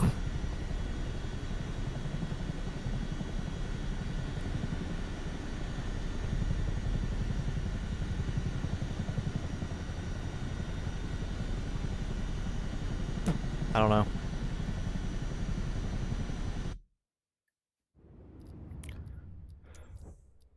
I don't know. That's weird. It's legitimately middle of nowhere. And that's a long-ass flight. But if that can save us an entire day, then that saves us an entire day. Whew. Sorry, Hawaii. I don't know. Anyways, I'll think about it. I'll do some math, figure out what times and everything look like. It's 4 o'clock now for me, though, so I'm going to get out of here. Thank you, everybody, for watching. We are so much closer. Let me make note of which airport we stopped at. Golf Kilo Kilo. We're so much closer to being back in North America, which means so much closer to being home. But because I'm stupid, we're going to South America and around also. Yeah, thanks for watching, everybody. We will do this again very soon. Tomorrow afternoon, maybe. And maybe we just do a